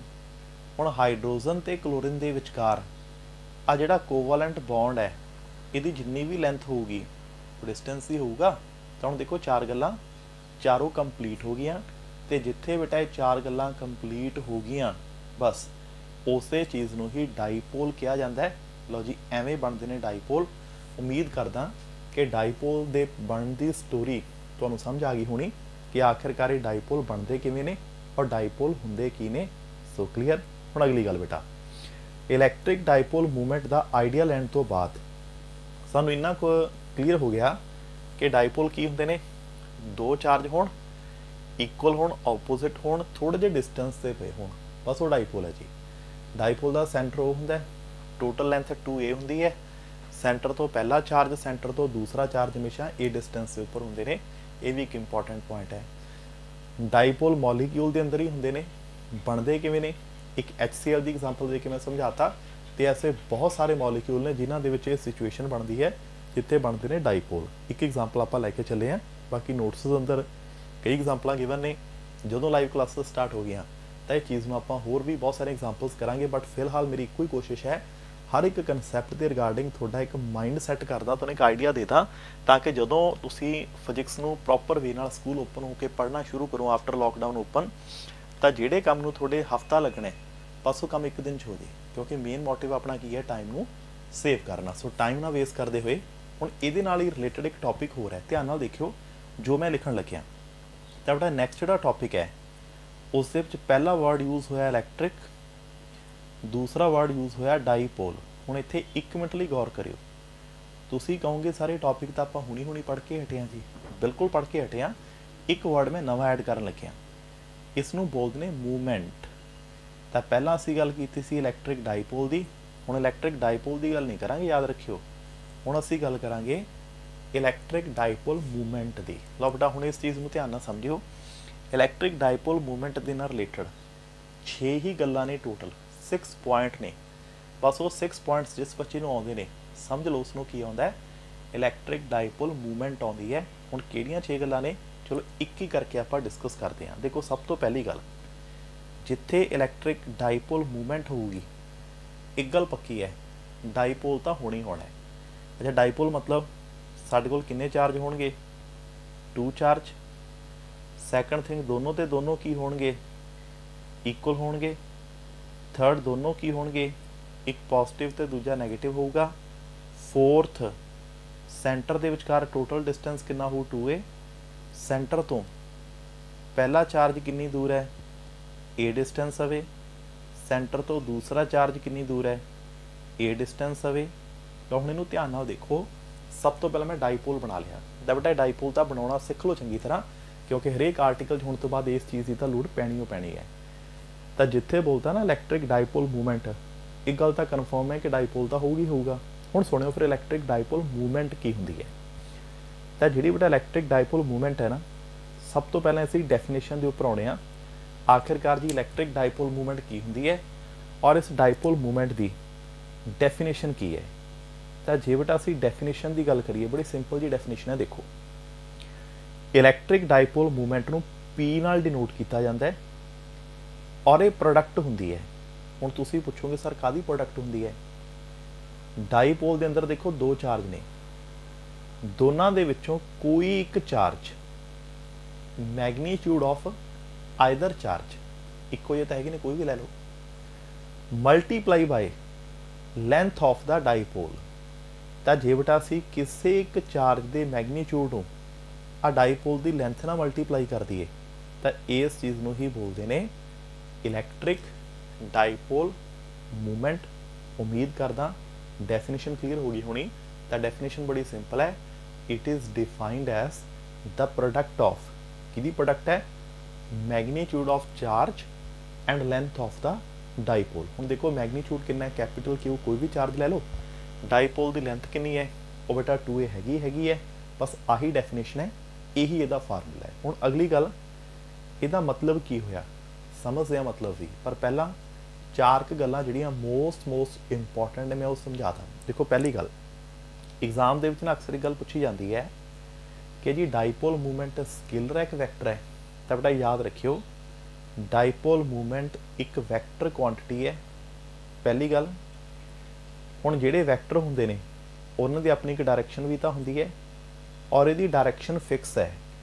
ये हमेशा हुंदी है नैगेटिव टू पॉजिटिव। ये गल पल्ले बन लो चंगी तरह। इलैक्ट्रिक डाईपोल मूवमेंट किवें दी क्वांटिटी है, ये जी वैक्टर क्वांटिटी है और इसकी एक फिक्स डायरैक्शन है। ये हमेशा हुंदी है from negative to positive, always. दूजी गल, हुण जे वैक्टर है तो फिर वैक्टर लिखना भी तो चाहिए ना। देखो इधर तो मैं डिसप्लेसमेंट नूं वैक्टर लिखूँगा। हुण तुसीं कहोगे सर इससे वैक्टर क्यों पाता। देखो वैक्टर क्यों पाया, इत्थे पहले चार्ज का सेंटर है, इत्थे दूजे का सेंटर है। ये दोनों के विचकार दा किहड़ा डिस्टेंस है, मिनीमम डिस्टेंस। हुण +1 याद करो, 2 पॉइंटां दे विचकार जिहड़ा मिनीमम डिस्टेंस हुंदा है उहनूं डिसप्लेसमेंट कहा जाता है। तो 2a की होगी डिसप्लेसमेंट, तो डिसप्लेसमेंट एक वैक्टर क्वांटिटी है, भुलना नहीं। अगली गल, और डाईपोल मूवमेंट आप पहले ही कह चुके हैं। तो हुण ये किहड़ी क्वांटिटी है, वैक्टर। हुण ध्यान दिओ, डाईपोल मूवमेंट वैक्टर है, चार्ज स्केलर हुंदा है, डिसप्लेसमेंट ये वैक्टर है। तो पूरा एग्जैक्ट फार्मूला है कि P vector is equal to Q into 2a vector. हुण बेटा चौथी गल, एग्जाम के अक्सर ये भी पूछा जाता है, ये दसो जी डाईपोल मूवमेंट के SI यूनिट किहड़े ने ते डाईपोल मूवमेंट के CGS यूनिट किहड़े ने। हुण आप देखो डाईपोल मूवमेंट है कि है, चार्ज इंटू लेंथ। देखो चार्ज के यूनिट होंगे ने कूलम, लेंथ के होंगे ने मीटर। तो इसके यूनिट की हो गए, कूलम मीटर। CGS आ जाओ, कूलम की जगह पर असी यूज़ करते हैं स्टैट कूलम और मीटर की जगह पर की आ जाऊगा, सेंटीमीटर। तो बस यही ये यूनिट ने। SI अंदर यूनिट होंगे ने कूलम मीटर एंड CGS अंदर इससे यूनिट होंगे ने स्टैट कूलम। मीटर की जगह पर सेंटीमीटर आ जाना है। सो उम्मीद करता एक तक सारी गल क्लीयर होगी। अगली गल, कई बार एग्जाम से पूछा जाता है कि जी जी डाईपोल मूवमेंट है, ये दसो इसका डिमेंशनल फार्मूला की है। देखो डिमेंशनल फार्मूला बड़ा सिंपल है, बनता किवें है। सानू पता बेटा P की इक्वल है Q इंटू 2a। हुण इस तो पहले चैप्टर च भी आप कर चुके हैं, ਚਾਰਜ ਦਾ ਡਾਇਮੈਂਸ਼ਨਲ ਫਾਰਮੂਲਾ ਕੀ ਹੁੰਦਾ ਹੈ? AT। AT ਕਿੱਥੋਂ ਆਇਆ? ਕੂਲਮ ਲਾਅ ਦੀ ਵੀਡੀਓ ਦੇਖੋ, ਉਹ 'ਚ ਮੈਂ ਕਾफ़ी डिटेल 'ਚ ਸਮਝਾਇਆ ਸੀ। 2a ਬਟਾ ਲੈਂਥ ਹੈ, ਲੈਂਥ ਲਈ ਕੀ ਹੁੰਦਾ ਹੈ? L। ਤਾਂ ਫਾਰਮੂਲਾ ਕੁਛ ਐਵੇਂ ਬਣਦਾ ਹੈ, m0 ਕਿਤੇ ਵੀ ਨਹੀਂ ਹੈ, L ਪਾਵਰ 1 T ਬਟਾ 1, A ਕੀ ਹੋ ਗਿਆ 1। ਹੁਣ ਆਹ ਜੋ ਸਾਹਮਣੇ ਹੈ ਇਹ ਡਾਇਮੈਂਸ਼ਨਲ ਫਾਰਮੂਲਾ, ਬਟ ਕਿਸਾ ਡਾਈਪੋਲ ਮੂਵਮੈਂਟ ਦਾ। ਉਮੀਦ ਕਰਦਾ ਕਿ ਡਾਈਪੋਲ ਮੂਵਮੈਂਟ ਦਾ ਜਿਹੜਾ ਮੇਨ ਮੋਟੀਆਂ ਗੱਲਾਂ ਨੇ ਉਹ ਕਲੀਅਰ ਹੋ ਗਈਆਂ ਹੋਣਗੀਆਂ। ਅੱਜ ਇੱਕ ਵਾਰ ਰਿਪੀਟ ਕਰਦੇ ਹਾਂ। ਸੋ ਦੇਖੋ, ਪਹਿਲੀ ਗੱਲ ਤਾਂ ਇਲੈਕਟ੍ਰਿਕ ਡਾਈਪੋਲ ਮੂਵਮੈਂਟ ਕਿੱਥੇ ਹੁੰਦੀ ਹੈ? ਜਿੱਥੇ ਡਾਈਪੋਲ ਹੁੰਦਾ ਹੈ। ਦੂਜੀ ਗੱਲ, ਇਸ ਦੀ ਡੈਫੀਨੇਸ਼ਨ ਕੀ ਹੈ? ਇਹ ਪ੍ਰੋਡਕਟ ਹੈ ਕਿਹਦੀ? ਦੋਨਾਂ 'ਚੋਂ ਕੋਈ ਇੱਕ ਚਾਰਜ ਦੇਖ ਲਓ, ਡਾਈਪੋਲ ਦੀ ਲੈਂਥ ਨਾਲ ਕਰ ਦਿਓ ਮਲਟੀਪਲਾਈ। ਤੀਜੀ ਗੱਲ, ਇਹ ਇੱਕ ਵੈਕਟਰ ਕੁਆਂਟਿਟੀ ਹੈ, ਬਟ ਇਹਦੀ ਡਾਇਰੈਕਸ਼ਨ ਫਿਕਸ ਹੈ, ਨੈਗੇਟਿਵ ਟੂ ਪੋਜ਼ੀਟਿਵ। ਉਸ ਤੋਂ ਬਾਅਦ ਇਹਦੀ SI ਯੂਨਿਟ ਕੀ ਨੇ? ਕੂਲੋਮੀਟਰ। ਇਹਦੇ CGS ਯੂਨਿਟ ਕੀ ਨੇ? Stat coulomb centimetre. ਇਸ ਦਾ ਡਾਇਮੈਂਸ਼ਨਲ ਫਾਰਮੂਲਾ ਕੀ ਹੈ? m0 L1 T1 A1। ਸੋ ਇਹ ਇਲੈਕਟ੍ਰਿਕ ਡਾਈਪੋਲ ਮੂਵਮੈਂਟ ਦਾ ਪਹਿਲਾ ਕਨਸੈਪਟ ਹੈ। ਹੁਣ ਦੂਜੀ ਗੱਲ, ਮੈਂ ਨਾ ਤੁਹਾਨੂੰ ਥੋੜਾ ਟਾਈਮ ਪਹਿਲਾਂ ਹੀ ਗੱਲ ਕਹੀ ਸੀ ਕਿ ਬੇਟਾ ਇਲੈਕਟ੍ਰਿਕ ਡਾਈਪੋਲ ਮੂਵਮੈਂਟ ਪਹਿਲਾਂ ਆਪਾਂ ਮੋਟੀ ਪੜ੍ਹ ਲਈਏ, ਫਿਰ ਮੈਂ ਸਮਝਾਊਂਗਾ ਇਹ ਹੁੰਦੀ ਕੀ ਹੈ। ਹੁਣ ਅਗਲੀ ਗੱਲ ਸਮਝਿਓ ਹੁੰਦੀ ਕੀ ਹੈ। ਦੇਖੋ, ਤੁਹਾਡੇ ਨਾ ਮਾਈਂਡ ਦੇ ਵਿੱਚ ਕੁਐਸਚਨ ਆ ਰਿਹਾ ਹੋਊਗਾ ਕਿ ਜੀ ਚਲੋ ਡਾਈਪੋਲ ਮੂਵਮੈਂਟ ਪੜ੍ਹ ਤਾਂ ਲਈ, ਡੈਫੀਨੇਸ਼ਨ ਵੀ ਪੜ੍ਹ ਲਈ, ਕਹਿੰਦੇ ਜੀ ਪ੍ਰੋਡਕਟ ਹੈ ਕਿਹਦੀ? ਇੱਕ ਚਾਰਜ ਦੀ ਤੇ ਇੱਕ ਲੈਂਥ ਦੀ। ਬਟ ਇਹ ਗੱਲ ਕੀ ਬਣੀ? ਇਹਦਾ ਮਤਲਬ ਕੀ ਨਿਕਲਿਆ? ਚਲੋ ਮੈਂ ਨਾ ਇੱਕ ਐਗਜ਼ਾਮਪਲ ਦੇ ਕੇ ਸਮਝਾਊਂਗਾ, ਫਿਰ ਇਹ ਗੱਲ ਤੁਹਾਡੇ ਪੱਲੇ ਪੈ ਜਾਣੀ ਹੈ। ਬੇਸਿਕਲੀ ਮੈਂ ਤੁਹਾਨੂੰ ਦੱਸਦਾ ਇਲੈਕਟ੍ਰਿਕ ਡਾਈਪੋਲ ਮੂਵਮੈਂਟ ਹੁੰਦੀ ਕੀ ਹੈ। ਐਕਚੁਅਲ ਦੇ ਵਿੱਚ ਇਲੈਕਟ੍ਰਿਕ ਡਾਈਪੋਲ ਮੂਵਮੈਂਟ ਡਾਈਪੋਲ ਦੀ ਇੱਕ ਕੁਆਲਿਟੀ ਹੈ। ਮੰਨ ਕੇ ਚਲੋ ਮੈਂ ਤੁਹਾਨੂੰ ਕਹਾਂ ਕਿ ਬੇਟਾ ਤੁਸੀਂ ਬਾਜ਼ਾਰ ਜਾਣਾ ਹੈ ਅਤੇ ਬਾਜ਼ਾਰ ਦੇ ਵਿੱਚੋਂ 2 ਡਾਈਪੋਲ ਖਰੀਦ ਕੇ ਲਿਆਉਣੇ ਨੇ। ਹੁਣ ਕੁਐਸਚਨ ਹੈ ਜੀ ਤੁਸੀਂ ਕਿਹੜੇ ਡਾਈਪੋਲ ਨੂੰ ਖਰੀਦੋਗੇ? ਇਸੇ ਡਿਸਕਸ਼ਨ ਦੇ ਵਿੱਚੋਂ ਇੱਕ ਬੜਾ ਸੋਹਣਾ ਕਨਸੈਪਟ ਨਿਕਲ ਕੇ ਆਊਗਾ। ਤੁਹਾਡੀ ਬੁੱਕ 'ਤੇ ਨਾ ਇੱਕ ਕਨਸੈਪਚੁਅਲ ਹੈ, ਕਹਿੰਦੇ ਜੀ ਕਿਹੜੇ ਡਾਈਪੋਲ ਨੂੰ ਆਈਡੀਅਲ ਡਾਈਪੋਲ ਕਿਹਾ ਜਾਂਦਾ ਹੈ। ਹੁਣ ਕਿਵੇਂ? ਮੈਂ ਤੁਹਾਨੂੰ ਐਗਜ਼ਾਮਪਲ ਦੇ ਕੇ ਸਮਝਾਉਣਾ, ਫਿਰ ਤੁਹਾਨੂੰ ਸਾਰੀ ਗੱਲ ਸਮਝ ਆ ਜਾਊਗੀ ਕਿ ਡਾਈਪੋਲ ਮੂਵਮੈਂਟ ਦੇ ਵਿੱਚ ਚਾਰਜ, ਲੈਂਥ, ਇਹਨਾਂ ਗੱਲਾਂ ਦੀ ਗੱਲ ਕਰਨ ਦੀ ਲੋੜ ਕੀ ਪੈ ਗਈ, ਔਰ ਆਈਡੀਅਲ ਡਾਈਪੋਲ ਕਿਹੜੇ ਹੁੰਦੇ ਨੇ। ਚਲੋ ਆਪਾਂ ਇੱਕ ਐਗਜ਼ਾਮਪਲ ਲੈ ਕੇ ਚੱਲਦੇ ਹਾਂ। ਤਾਂ ਪਹਿਲੀ ਗੱਲ, ਮੈਨੂੰ ਕਿਸੇ ਨੇ ਕਿਹਾ ਸਰ ਬਾਜ਼ਾਰ ਜਾਓ ਜੀ 2 ਡਾਈਪੋਲ ਖਰੀਦ ਕੇ ਲੈ ਕੇ ਆਓ। ਮੈਂ ਕੀ ਕੀਤਾ? ਇੱਕ ਤਾਂ ਡਾਈਪੋਲ A ਖਰੀਦ ਲਿਆ, ਇੱਕ ਡਾਈਪੋਲ ਖਰੀਦ ਲਿਆ B। ਮੈਂ 2 ਡਾਈਪੋਲ ਖਰੀਦ ਕੇ ਜਦੋਂ ਘਰੇ ਪਹੁੰਚਿਆ ਤਾਂ ਮੈਨੂੰ ਪੁੱਛਿਆ ਗਿਆ ਇਹ ਦੱਸੋ ਡਾਈਪੋਲ ਤਾਂ ਤੁਸੀਂ 2 ਚੱਕ ਲਿਆਏ, ਬਟ ਇਹਨਾਂ ਦੋਨਾਂ 'ਚੋਂ ਵਧੀਆ ਡਾਈਪੋਲ ਕਿਹੜਾ ਹੈ? ਹੁਣ ਮੇਰਾ ਆਨਸਰ ਸੁਣਿਓ।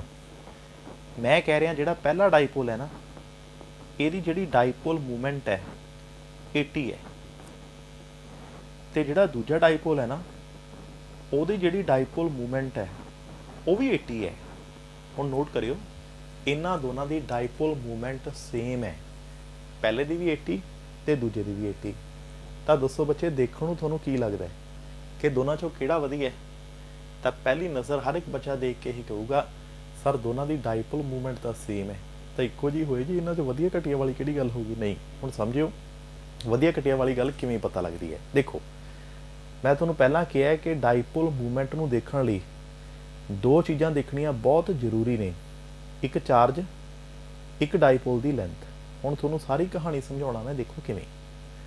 ਇੱਥੇ ਗੱਲ ਕਰਾਂਗੇ ਪਹਿਲੇ ਡਾਈਪੋਲ ਦੀ, ਇੱਥੇ ਗੱਲ ਕਰਾਂਗੇ ਦੂਸਰੇ ਡਾਈਪੋਲ ਦੀ, ਫਿਰ ਤੁਹਾਨੂੰ ਪੁੱਛੂੰਗਾ ਤੁਸੀਂ ਮੈਨੂੰ ਦੱਸਿਓ ਵਧੀਆ ਡਾਈਪੋਲ ਕਿਹੜਾ। ਦੇਖੋ ਪਹਿਲਾ ਡਾਈਪੋਲ ਕਿਵੇਂ ਦਾ? ਡਾਈਪੋਲ A, ਇਹਦੇ ਅੰਦਰ ਕੀ ਹੈ? ਜਿਹੜਾ ਚਾਰਜ ਹੈ ਇਹ ਜਸਟ 2 ਕੂਲਮ ਹੈ, ਇੱਧਰਲਾ ਵੀ 2 ਹੈ ਅਤੇ ਇੱਧਰਲਾ ਵੀ ਕੀ ਹੈ 2।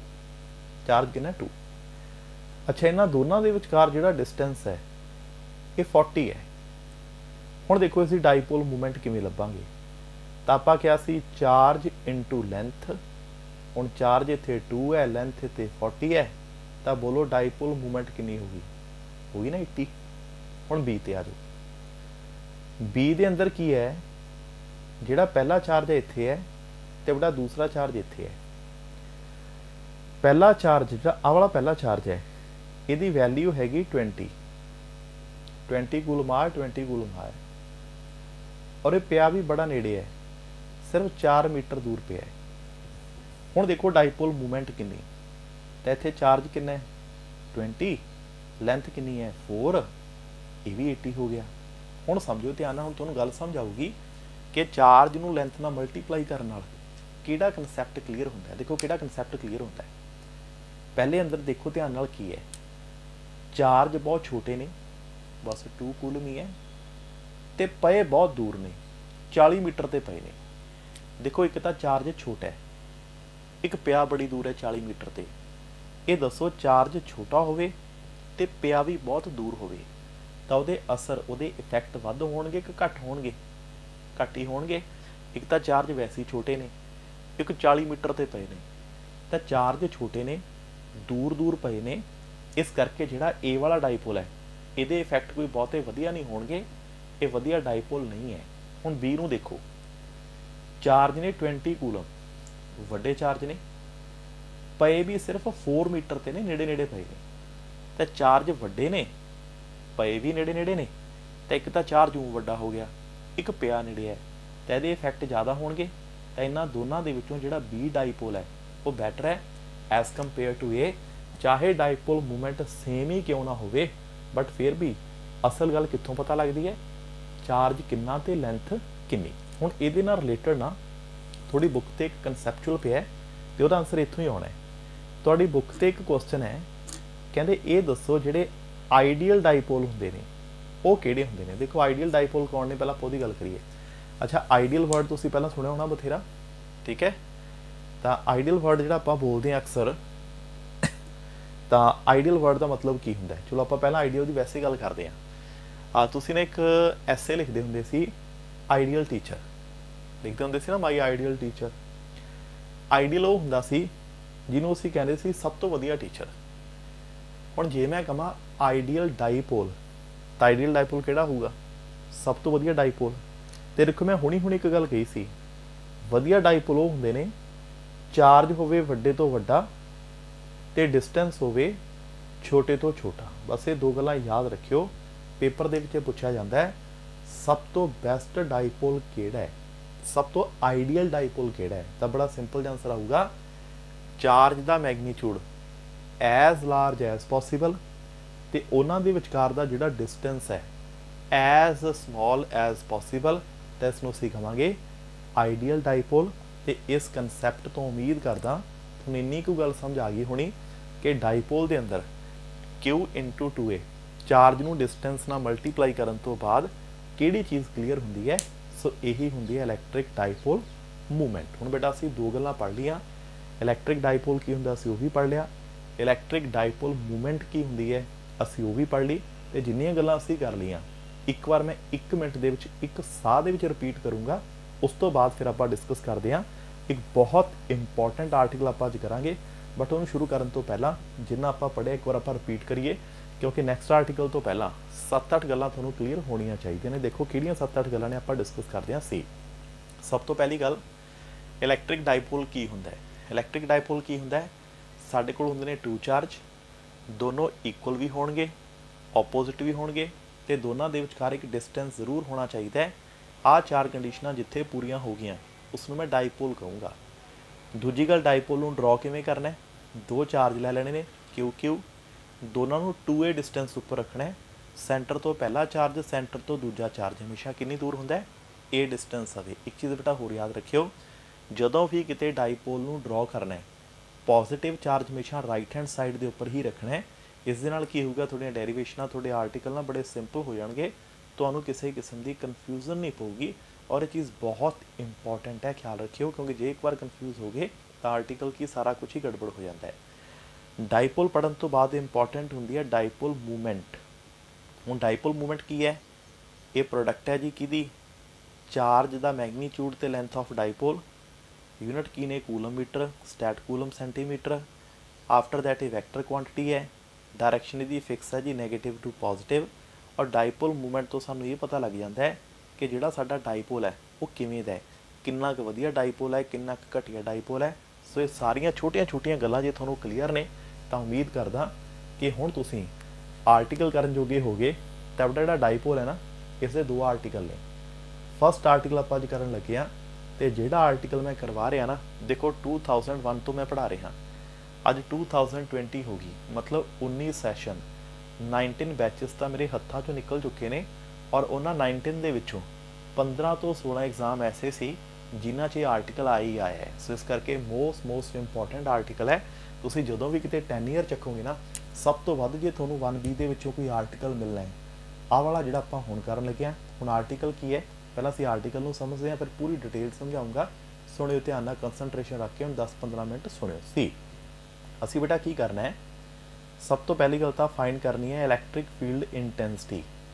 ਤੇ ਐਗਜ਼ਾਮ ਦੇ ਵਿੱਚ ਇਹੀ ਕਿਹਾ ਜਾਂਦਾ ਹੈ, ਫਾਈਂਡ ਇਲੈਕਟ੍ਰਿਕ ਫੀਲਡ ਇੰਟੈਂਸਿਟੀ। ਦੂਜੀ ਗੱਲ, ਕਿਹਦੇ ਕਰਕੇ, ਡਿਊ ਟੂ ਐਨ ਇਲੈਕਟ੍ਰਿਕ ਡਾਈਪੋਲ, ਇੱਕ ਡਾਈਪੋਲ ਕਰਕੇ ਇਲੈਕਟ੍ਰਿਕ ਫੀਲਡ ਇੰਟੈਂਸਿਟੀ ਕਿੰਨੀ ਆਪਾਂ ਨੇ ਫਾਈਂਡ ਕਰਨੀ ਹੈ। ਕਲੀਅਰ। ਤੀਜੀ ਗੱਲ, ਸਾਨੂੰ ਕਿਹਾ ਜਾਂਦਾ ਹੈ ਕਿ ਡਾਈਪੋਲ ਦੀ ਨਾ ਦੋ ਲਾਈਨਾਂ ਹੁੰਦੀਆਂ ਨੇ, ਇੱਕ ਹੁੰਦੀ ਹੈ ਐਕਸੀਅਲ ਲਾਈਨ, ਇੱਕ ਹੁੰਦੀ ਹੈ ਇਕੁਇਟੋਰੀਅਲ ਲਾਈਨ। ਤਾਂ ਅੱਜ ਆਪਾਂ ਕਿਹੜੀ ਲਾਈਨ ਨੂੰ ਪੜਾਂਗੇ, ਐਕਸੀਅਲ ਲਾਈਨ। ਲਓ ਬੇਟਾ ਹੁਣ ਮੈਂ ਇੱਥੋਂ ਸ਼ੁਰੂ ਕਰੂੰਗਾ। ਮੇਰਾ ਪਹਿਲਾ ਆਰਟੀਕਲ ਕੀ ਹੈ, derive a relation for electric field intensity due to an electric dipole on axial line of electric dipole. ਤਾਂ ਇੱਕ ਇਲੈਕਟ੍ਰਿਕ ਡਾਈਪੋਲ ਦੀ ਐਕਸੀਅਲ ਲਾਈਨ ਦੇ ਉੱਪਰ ਕਿੰਨੀ ਹੁੰਦੀ ਹੈ ਇਲੈਕਟ੍ਰਿਕ ਫੀਲਡ ਇੰਟੈਂਸਿਟੀ, ਆਪਾਂ ਨੇ ਇਸ ਨੂੰ ਫਾਈਂਡ ਕਰਨਾ ਹੈ। ਤੇ ਇਸ ਆਰਟੀਕਲ ਦੇ ਨਾ ਟੋਟਲ 4 ਸਟੈਪ ਨੇ। ਪੰਜਵਾਂ ਇਸ ਦਾ ਸਪੈਸ਼ਲ ਕੇਸ ਹੈ, ਹਰ ਇੱਕ ਸਟੈਪ ਦਾ 1 ਮਾਰਕਸ ਹੈ। ਮੈਂ ਕੱਲਾ ਸਟੈਪ ਡਿਟੇਲ 'ਚ ਸਮਝਾਉਣ ਲੱਗਿਆ। ਹੁਣ ਕੱਲੀ ਚੀਜ਼ ਸੁਣਿਓ, ਔਰ ਜਿੱਥੇ ਡਾਊਟ ਹੋਇਆ ਸੋ ਮੈਨੂੰ ਨਾਲ ਹੁੰਦੇ ਕਲੀਅਰ ਕਰ ਸਕਦੇ ਹੋ ਕਮੈਂਟ ਬਾਕਸ ਦੇ ਵਿੱਚ ਜਾ ਕੇ। ਲਓ ਬੇਟਾ ਹੁਣ ਸੁਣਿਓ ਧਿਆਨ ਨਾਲ ਕੀ ਹੈ। ਸਭ ਤੋਂ ਪਹਿਲਾ ਸਟੈਪ ਹੈ ਇਸਦੀ ਡਾਇਗਰਾਮ, ਜਿਹੜੀ ਸਮਝਣੀ ਬਹੁਤ ਹੀ ਇੰਪੋਰਟੈਂਟ ਹੈ। ਡਾਇਗਰਾਮ ਦੇਖੋ ਕੀ ਹੈ, ਐਕਸੀਅਲ ਲਾਈਨ ਦੀ ਡਾਇਗਰਾਮ ਨੂੰ ਅਸੀਂ ਕਿਵੇਂ ਬਣਾਉਣੇ ਆ ਦੇਖੋ। ਸਪੋਜ਼ ਕਰੋ ਕਿ ਸਾਡੇ ਕੋਲ ਜਿਹੜਾ ਪਹਿਲਾ ਚਾਰਜ ਹੈ ਉਹ ਬੇਟਾ ਇੱਥੇ ਕਿਤੇ ਹੈ, ਔਰ ਜਿਹੜਾ ਦੂਸਰਾ ਚਾਰਜ ਹੈ ਉਹ ਇੱਥੇ ਕਿਤੇ ਹੈ। ਹੁਣ ਆਪਾਂ ਨੂੰ ਪਤਾ ਹੈ ਦੋਨਾਂ ਦੇ ਸੈਂਟਰਸ ਦੇ ਵਿਚਕਾਰ ਡਿਸਟੈਂਸ ਕਿੰਨਾ ਹੁੰਦਾ ਹੈ, 2a। ਚਾਰਜ ਇਹ ਵੀ ਕਿੰਨਾ ਹੈ, q। ਚਾਰਜ ਇਹ ਵੀ ਕਿੰਨਾ ਹੈ, q। ਇਹਦਾ ਸੈਂਟਰ ਕੀ ਹੁੰਦਾ ਹੈ, o। ਸੈਂਟਰ ਤੋਂ ਪਹਿਲਾ ਚਾਰਜ ਕਿੰਨੀ ਦੂਰ ਹੁੰਦਾ ਹੈ, a ਡਿਸਟੈਂਸ ਅਵੇ। ਸੈਂਟਰ ਤੋਂ ਦੂਸਰਾ ਚਾਰਜ ਕਿੰਨਾ ਹੁੰਦਾ ਹੈ, a ਡਿਸਟੈਂਸ ਅਵੇ। ਮੈਂ ਕਿਹਾ ਸੀ ਪੋਜ਼ਿਟਿਵ ਕਿਹੜੀ ਸਾਈਡ ਉੱਪਰ, ਰਾਈਟ ਹੈਂਡ ਸਾਈਡ ਤੇ, ਨੈਗੇਟਿਵ ਕਿਹੜੀ ਸਾਈਡ ਉੱਪਰ, ਲੈਫਟ ਹੈਂਡ ਸਾਈਡ ਤੇ। ਲਓ ਜੀ, ਸਭ ਤੋਂ ਪਹਿਲਾਂ ਤਾਂ ਅਸੀਂ ਇੱਕ ਡਾਈਪੋਲ ਬਣਾ ਲੈਣਾ ਹੈ। ਹੁਣ ਪਹਿਲਾ ਕੁਐਸਚਨ ਇਹ ਹੈ, ਆਖਰਕਾਰ ਇਹ ਐਕਸੀਅਲ ਲਾਈਨ ਹੁੰਦੀ ਕੀ ਹੈ। ਦੇਖੋ ਐਕਸੀਅਲ ਲਾਈਨ ਕੀ ਹੁੰਦੀ ਹੈ, ਕਹਿੰਦੇ ਇੱਕ ਲਾਈਨ ਜਿਹੜੀ ਦੋਨਾਂ ਚਾਰਜ ਦੇ ਸੈਂਟਰਸ ਦੇ ਵਿੱਚੋਂ ਦੀ ਪਾਸ ਹੋ ਜੇ, ਇਸ ਲਾਈਨ ਨੂੰ ਬੋਲਦੇ ਨੇ ਐਕਸੀਅਲ ਲਾਈਨ। ਤਾਂ ਕਲੀਅਰ, ਐਕਸੀਅਲ ਲਾਈਨ ਕੀ ਹੁੰਦੀ ਹੈ, ਇੱਕ ਲਾਈਨ ਜਿਹੜੀ ਦੋਨਾਂ ਚਾਰਜ ਦੇ ਸੈਂਟਰਸ ਦੇ ਵਿੱਚੋਂ ਦੀ ਪਾਸ ਹੋ ਜੇ, ਤਾਂ ਉਹ ਲਾਈਨ ਕਿਹੜੀ ਲਾਈਨ ਹੁੰਦੀ ਹੈ, ਐਕਸੀਅਲ ਲਾਈਨ। ਮੇਰੀ ਪ੍ਰੋਬਲਮ ਪਤਾ ਕੀ ਹੈ, ਇਹਦੇ ਉੱਪਰ ਇੱਥੇ ਇੱਕ ਪੁਆਇੰਟ ਹੈ, ਔਰ ਇਸ ਪੁਆਇੰਟ ਤੇ ਕਿੰਨਾ ਇਲੈਕਟ੍ਰਿਕ ਫੀਲਡ ਹੈ ਮੈਂ ਬੇਟਾ ਫਾਈਂਡ ਕਰਨਾ ਹੈ। ਤਾਂ ਐਗਜ਼ਾਮ ਦੇ ਵਿੱਚ ਇਹੀ ਆਉਂਦਾ ਹੈ, derive a relation for electric field intensity at a point on the axial line of an electric dipole. ਹੁਣ ਕਿਵੇਂ ਫਾਈਂਡ ਕਰਾਂਗੇ ਦੇਖੋ। ਇਸ ਤੋਂ ਪਹਿਲੀ ਵੀਡੀਓ ਦੇ ਵਿੱਚ ਮੈਂ ਤੁਹਾਨੂੰ 4 ਸਟੈਪ ਸਮਝਾਏ ਸੀ, ਨਾਲ ਇੱਕ ਗੱਲ ਹੋਰ ਵੀ ਕਹੀ ਸੀ, ਹਰ ਇੱਕ ਆਰਟੀਕਲ 'ਚ ਇਹੀ 4 ਸਟੈਪ ਹੋਣਗੇ। ਹੁਣ ਸੁਣਿਓ ਸਟੈਪ ਕਿਹੜੇ ਨੇ ਸੀ। ਸਭ ਤੋਂ ਪਹਿਲੀ ਗੱਲ, ਜਿਹੜੇ ਪੁਆਇੰਟ ਤੇ ਵੀ ਇੰਟੈਂਸਿਟੀ ਨੂੰ ਫਾਈਂਡ ਕਰਨਾ ਹੈ, ਇਹ ਪੁਆਇੰਟ ਹੁੰਦਾ ਹੈ P, ਔਰ ਇਸ ਨੂੰ ਬੋਲਦੇ ਨੇ ਆਬਜ਼ਰਵੇਸ਼ਨ ਪੁਆਇੰਟ। ਦੂਸਰੀ ਗੱਲ, ਆਬਜ਼ਰਵੇਸ਼ਨ ਪੁਆਇੰਟ ਮੇਨ ਡਾਈਪੋਲ ਦੇ ਸੈਂਟਰ ਤੋਂ ਹਮੇਸ਼ਾ r ਡਿਸਟੈਂਸ ਅਵੇ ਹੁੰਦਾ ਹੈ। ਤਾਂ ਪੁਆਇੰਟ P ਕਿਹੜਾ ਪੁਆਇੰਟ, ਆਬਜ਼ਰਵੇਸ਼ਨ ਪੁਆਇੰਟ, ਔਰ ਇਹ ਮੇਨ ਡਾਈਪੋਲ ਦੇ ਸੈਂਟਰ ਤੋਂ ਕਿੰਨੀ ਦੂਰ ਹੋਊਗਾ, r ਡਿਸਟੈਂਸ ਅਵੇ ਹੋਊਗਾ। ਤੀਜੀ ਗੱਲ, ਜਿੱਥੇ ਵੀ ਇੰਟੈਂਸਿਟੀ ਲੱਭਣੀ ਹੈ ਉੱਥੇ ਹਮੇਸ਼ਾ ਕੀ ਰੱਖਣਾ ਹੈ, ਇੱਕ ਯੂਨਿਟ ਪੋਜ਼ਿਟਿਵ ਟੈਸਟ ਚਾਰਜ। ਹੁਣ ਦੇਖੋ ਬੇਟਾ ਉਹੀ 3 ਗੱਲਾਂ, ਪਹਿਲਾਂ ਪੁਆਇੰਟ P ਕਿਹਾ, ਫਿਰ P ਸੈਂਟਰ ਤੋਂ ਕਿੰਨੀ ਦੂਰ ਹੈ, r ਡਿਸਟੈਂਸ ਅਵੇ, ਤੇ P ਦੇ ਉੱਪਰ ਆਪਾਂ ਰੱਖਿਆ ਕੀ ਹੈ, Q0 ਰੱਖਿਆ ਹੈ। ਹੁਣ ਅਗਲੀ ਗੱਲ ਸਮਝਿਓ, ਇਹਨੂੰ ਆਪਾਂ ਚਾਰਜ A ਕਹਿ ਲਓ, ਇਹਨੂੰ ਆਪਾਂ ਚਾਰਜ B ਕਹਿ ਲਓ। ਹੁਣ ਦੇਖੋ ਬੇਟਾ ਕੀ ਹੋਣਾ ਹੈ, Q0 ਹੈ ਟੈਸਟ ਚਾਰਜ, ਤੇ ਆਪਾਂ ਨੂੰ ਪਤਾ ਹੈ ਪੋਜ਼ਿਟਿਵ ਹੁੰਦਾ। ਆ ਵੀ ਦੇਖੋ ਕੀ ਹੈ, ਪੋਜ਼ਿਟਿਵ। ਤਾਂ ਪੋਜ਼ਿਟਿਵ ਨੂੰ ਰਿਪੈਲ ਕਰੂਗਾ, ਤੇ ਜੇ ਰਿਪੈਲ ਕਰੂਗਾ ਤਾਂ ਇਹਦੇ ਇਫੈਕਟ ਬਾਹਰ ਵੱਲ ਹੋਣਗੇ, ਤਾਂ ਜਿਹੜੇ B ਦੇ ਇਫੈਕਟ ਨੇ ਇਹ ਬਾਹਰ ਵੱਲ ਨੇ। ਆ ਗੱਲ ਕਲੀਅਰ। ਦੁਬਾਰਾ ਫਿਰ ਦੇਖੋ, ਆ ਪੋਜ਼ਿਟਿਵ ਹੈ, Q0 ਹੁੰਦੇ ਹੀ ਪੋਜ਼ਿਟਿਵ ਹੈ, ਪੋਜ਼ਿਟਿਵ ਨੇ ਪੋਜ਼ਿਟਿਵ ਨੂੰ ਰਿਪੈਲ ਕੀਤਾ ਤਾਂ ਇਫੈਕਟ ਬਾਹਰ ਵੱਲ ਹੋ ਗਏ। ਹੁਣ A ਨੂੰ ਦੇਖੋ A ਤੇ ਕਿਹੜਾ ਚਾਰਜ ਹੈ, ਨੈਗੇਟਿਵ। Q0 ਕੀ ਹੁੰਦਾ ਹੈ, ਪੋਜ਼ਿਟਿਵ। ਤਾਂ ਨੈਗੇਟਿਵ ਪੋਜ਼ਿਟਿਵ ਨੂੰ ਕੀ ਕਰੂਗਾ, ਅਟਰੈਕਟ ਕਰੂਗਾ ਨਾ। ਤਾਂ ਜੇ ਅਟਰੈਕਟ ਕਰੂਗਾ ਤਾਂ ਇਫੈਕਟ ਕਿੱਧਰ ਹੋਊਗਾ, ਇਸ ਡਾਇਰੈਕਸ਼ਨ ਦੇ ਵਿੱਚ। ਤਾਂ ਜਿਹੜੇ ए ਦੇ ਇਫੈਕਟ ਹੋਣਗੇ ਉਹ ਇਸ ਡਾਇਰੈਕਸ਼ਨ ਦੇ ਵਿੱਚ ਹੋਣਗੇ। ਲਓ ਬੇਟਾ ਪਹਿਲਾ ਸਟੈਪ ਡਾਇਗਰਾਮ ਕੰਪਲੀਟ ਹੈ। ਸਾਰੇ ਬੱਚੇ ਆਪਣਾ ਡਾਇਗਰਾਮ ਧਿਆਨ ਨਾਲ ਦੇਖੋ। ਬੀ ਦੇ ਇਫੈਕਟ ਬਾਹਰ ਵੱਲ ਨੇ ਕਿਉਂਕਿ ਪੋਜ਼ਿਟਿਵ ਨੂੰ ਰਿਪੈਲ ਕਰਦਾ ਹੈ। ए ਦੇ ਇਫੈਕਟ ਅੰਦਰ ਵੱਲ ਨੇ ਕਿਉਂਕਿ ਨੈਗੇਟਿਵ ਪੋਜ਼ਿਟਿਵ ਨੂੰ ਅਟਰੈਕਟ ਕਰ ਰਿਹਾ। ਤਾਂ ਸਭ ਤੋਂ ਪਹਿਲਾਂ ਤਾਂ ਤੁਸੀਂ ਡਾਇਗਰਾਮ ਹੀ ਬਣਾਉਣੀ ਹੈ। ਇਸ ਨੂੰ ਬੋਲਦੇ ਨੇ ਐਕਸੀਅਲ ਲਾਈਨ ਦੀ ਡਾਇਗਰਾਮ। ਪਹਿਲਾ ਸਟੈਪ ਕਲੀਅਰ ਹੈ। ਹੁਣ ਆਓ ਦੂਸਰੇ ਤੇ। ਹੁਣ ਬੇਟਾ ਦੂਸਰਾ ਸਟੈਪ ਕੀ ਹੈ? ਦੇਖੋ ਕੱਲ੍ਹ ਅਸੀਂ ਇੱਕ ਆਰਟੀਕਲ ਕੀਤਾ ਸੀ ਕਿ ਇਲੈਕਟ੍ਰਿਕ ਫੀਲਡ ਦਾ ਜਿਹੜਾ ਫਾਰਮੂਲਾ ਹੁੰਦਾ ਕਿਸੇ ਵੀ ਪੁਆਇੰਟ ਚਾਰਜ ਲਈ, ਇਹ ਹੁੰਦਾ Q/4πε0, ਜਿੰਨਾ ਵੀ ਡਿਸਟੈਂਸ ਹੈ ਉਹ ਇਹੀ ਹੁੰਦਾ ਨਾ ਫਾਰਮੂਲਾ। ਬਸ ਹੁਣ ਇਹ ਫਾਰਮੂਲਾ ਅਸੀਂ ਦੋ ਵਾਰ ਲਿਖਾਂਗੇ, ਇੱਕ ਵਾਰ A ਦੇ ਲਈ, ਇੱਕ ਵਾਰ B ਦੇ ਲਈ। ਚਲੋ ਆਪਾਂ ਲਿਖ ਕੇ ਦੇਖਦੇ ਹਾਂ। ਜੋ ਸਭ ਤੋਂ ਪਹਿਲਾਂ ਲਿਖਦੇ ਹਾਂ ਇਲੈਕਟ੍ਰਿਕ ਫੀਲਡ B ਕਰਕੇ ਕਿੰਨਾ ਹੈ। ਪਹਿਲਾਂ ਬੇਟਾ ਅਸੀਂ ਇਹਨੂੰ ਸਕੇਲਰ ਫਾਰਮ 'ਚ ਪੜ੍ਹਾਂਗੇ ਤਾਂ ਕਿ ਕਨਸੈਪਟ ਕਲੀਅਰ ਹੋ ਜੇ। ਬਾਅਦ ਦੇ ਵਿੱਚ ਕਨਵਰਟ ਕਰਕੇ ਵੈਕਟਰ ਫਾਰਮ ਲੈ ਕੇ ਜਾਵਾਂਗੇ। ਦੇਖੋ ਚਾਰਜ ਕਿੰਨਾ ਹੈ? Q। 4πε0 ਕੀ ਹੈ? ਕੌਨਸਟੈਂਟ। ਹੁਣ ਡਿਸਟੈਂਸ ਦੇਖੋ B ਤੋਂ P ਤੱਕ ਦਾ ਡਿਸਟੈਂਸ, B ਤੋਂ P ਤੱਕ, ਤਾਂ B ਦੇ ਇਫੈਕਟ ਦੇ ਵਿੱਚ ਡਿਸਟੈਂਸ ਕਿੰਨਾ ਆਊਗਾ? BP। ਆਹ ਗੱਲ ਕਲੀਅਰ ਹੈ। ਹੁਣ ਦੂਸਰੀ ਗੱਲ ਦੇਖੋ ਬੇਟਾ, ਆਹ ਇੰਨਾ R ਹੈ, ਮੈਨੂੰ ਇਹਦੇ ਵਿੱਚੋਂ ਸਿਰਫ ਇੰਨਾ ਚਾਹੀਦਾ BP। ਸੋਚੋ ਜੇ ਮੈਂ R ਦੇ ਵਿੱਚੋਂ A ਨੂੰ ਮਾਈਨਸ ਕਰਦਾ ਤਾਂ ਮੇਰੇ ਕੋਲ ਕੀ ਆ ਜੂ? BP ਆ ਜੂਗਾ ਨਾ। ਇਹਦਾ ਮਤਲਬ ਜਿੱਥੇ ਮੈਂ BP ਲਿਖਿਆ ਤਾਂ ਆਪਾਂ BP ਨੂੰ ਹਟਾ ਕੇ ਕੀ ਲਿਖ ਸਕਦੇ ਹਾਂ? R - A। ਲਓ ਬੇਟਾ ਮੈਂ ਉਹੀ ਕੀਤਾ, ਆਪਾਂ ਨੇ BP ਨੂੰ ਹਟਾਇਆ, BP ਹਟਾ ਕੇ ਲਿਖਤਾ R - A। ਲਓ ਜੀ ਪਹਿਲਾ ਕੰਮ ਹੋ ਗਿਆ। B ਦਾ ਇਫੈਕਟ ਕਿੰਨਾ ਹੈ ਆਪਾਂ ਨੇ ਫਾਈਂਡ ਕਰ ਲਿਆ। ਹੁਣ ਜਿਵੇਂ ਆਪਾਂ ਨੇ B ਦਾ ਇਫੈਕਟ ਫਾਈਂਡ ਕੀਤਾ ਹੈ ਤਾਂ A ਦਾ ਇਫੈਕਟ ਵੀ ਆਪਾਂ ਨੂੰ ਫਾਈਂਡ ਕਰਨਾ ਚਾਹੀਦਾ। ਸੋ ਹੁਣ ਦੇਖੋ A ਦਾ ਇਫੈਕਟ ਕਿਵੇਂ ਫਾਈਂਡ ਕਰਾਂਗੇ। ਪਹਿਲੀ ਗੱਲ ਜਿਹੜਾ ਚਾਰਜ ਹੈ ਉਹ ਤਾਂ ਸੇਮ ਹੈ ਕਿਉਂਕਿ ਆਪਾਂ ਸ਼ੁਰੂ 'ਚ ਹੀ ਕਿਹਾ ਸੀ ਡਾਈਪੋਲ ਦੇ ਅੰਦਰ ਦੋਨੋਂ ਚਾਰਜ ਇਕੁਅਲ ਹੁੰਦੇ ਨੇ। 4πε0। ਹੁਣ ਦੇਖੋ ਕੌਨਸਟੈਂਟ ਵੀ ਸੇਮ ਹੈ ਪਰ ਡਿਸਟੈਂਸ ਦੇਖੋ। ਹੁਣ ਡਿਸਟੈਂਸ ਹੈਗਾ A ਤੋਂ ਲੈ ਕੇ P ਤੱਕ। ਆ ਪਿਆ A ਤੋਂ ਲੈ ਕੇ ਕਿੱਥੇ ਤੱਕ? P ਤੱਕ। ਆਹ ਸਾਰਾ ਡਿਸਟੈਂਸ ਹੋ ਗਿਆ ਇੰਨਾ, A ਤੋਂ P ਤੱਕ ਦਾ ਡਿਸਟੈਂਸ। ਹੁਣ ਦੇਖੋ ਇਹ ਕਿੰਨਾ ਹੈ? ਇੱਥੋਂ ਇੱਥੇ ਤੱਕ R, ਫਿਰ ਪਲੱਸ ਆ ਕੀ ਹੋ ਗਿਆ? A। ਤਾਂ ਮਤਲਬ ਜਿਹੜਾ ਆ A ਤੋਂ ਲੈ ਕੇ P ਤੱਕ ਦਾ ਟੋਟਲ ਡਿਸਟੈਂਸ ਹੈ ਇਹ ਹੋ ਗਿਆ R ਪਲੱਸ ਕੀ ਹੋ ਗਿਆ? A। ਤਾਂ ਬੇਟਾ AP ਨੂੰ ਹਟਾ ਕੇ ਮੈਂ ਕਿੰਨਾ ਲਿਖ ਸਕਦਾ? R + A ਲਿਖ ਸਕਦਾ ਨਾ। ਤਾਂ Q/4πε0 R ਪਲੱਸ ਕੀ ਹੋ ਗਿਆ? A। ਲਓ ਬੇਟਾ ਹੁਣ ਇਹ ਦੋ ਸਟੈਪ ਹੋ ਚੁੱਕੇ ਨੇ। ਪਹਿਲਾ ਸਟੈਪ ਹੁੰਦਾ ਡਾਇਗਰਾਮ ਕਰ ਲਈਏ ਆਪਾਂ ਨੇ, ਤੇ ਦੂਜੇ ਸਟੈਪ 'ਚ ਪਤਾ ਕੀ ਕਰਨਾ ਹੁੰਦਾ ਹੈ?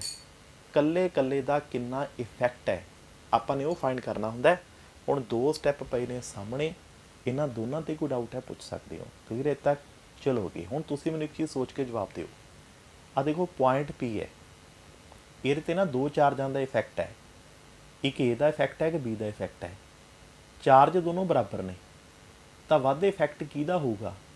ਜਿਹੜਾ ਨੇੜੇ ਪਿਆ ਕਿ ਜਿਹੜਾ ਦੂਰ ਪਿਆ? ਸਿੰਪਲ ਸਰ, ਜਿਹੜਾ ਨੇੜੇ ਪਿਆ ਉਹਦੇ ਇਫੈਕਟ ਜ਼ਿਆਦਾ ਹੋਣਗੇ। ਇਹਦਾ ਮਤਲਬ ਤੁਸੀਂ ਮੰਨਦੇ ਹੋ ਕਿ B ਦੇ ਇਫੈਕਟ ਜ਼ਿਆਦਾ ਨੇ A ਤੋਂ ਕਿਉਂਕਿ B ਨੇੜੇ ਹੈ, ਚਾਰਜ ਬਰਾਬਰ ਹੀ ਹੈ ਤਾਂ ਜਿਹੜਾ ਨੇੜੇ ਉਹਦੇ ਇਫੈਕਟ ਜ਼ਿਆਦਾ ਹੀ ਹੋਣਗੇ। ਹੁਣ ਮੰਨ ਕੇ ਚਲੋ ਇੱਕ ਸਨ ਹੈ, ਇੱਕ ਅਲਫਾ ਸੈਂਚੁਰੀ ਹੈ। ਸਾਡੇ ਕੋਲ ਹੈਗੇ ਤਾਂ ਦੋਨੋਂ ਹੀ ਤਾਰੇ ਨੇ, ਸਟਾਰ ਤਾਂ ਦੋਨੋਂ ਨੇ, ਪਰ ਸਾਨੂੰ ਸਨ ਹੀ ਸਟਾਰ ਲੱਗਦਾ ਕਿਉਂਕਿ ਸਨ ਨੇੜੇ ਹੈ ਜੀ, ਅਲਫਾ ਸੈਂਚੁਰੀ ਦੂਰ ਹੈ।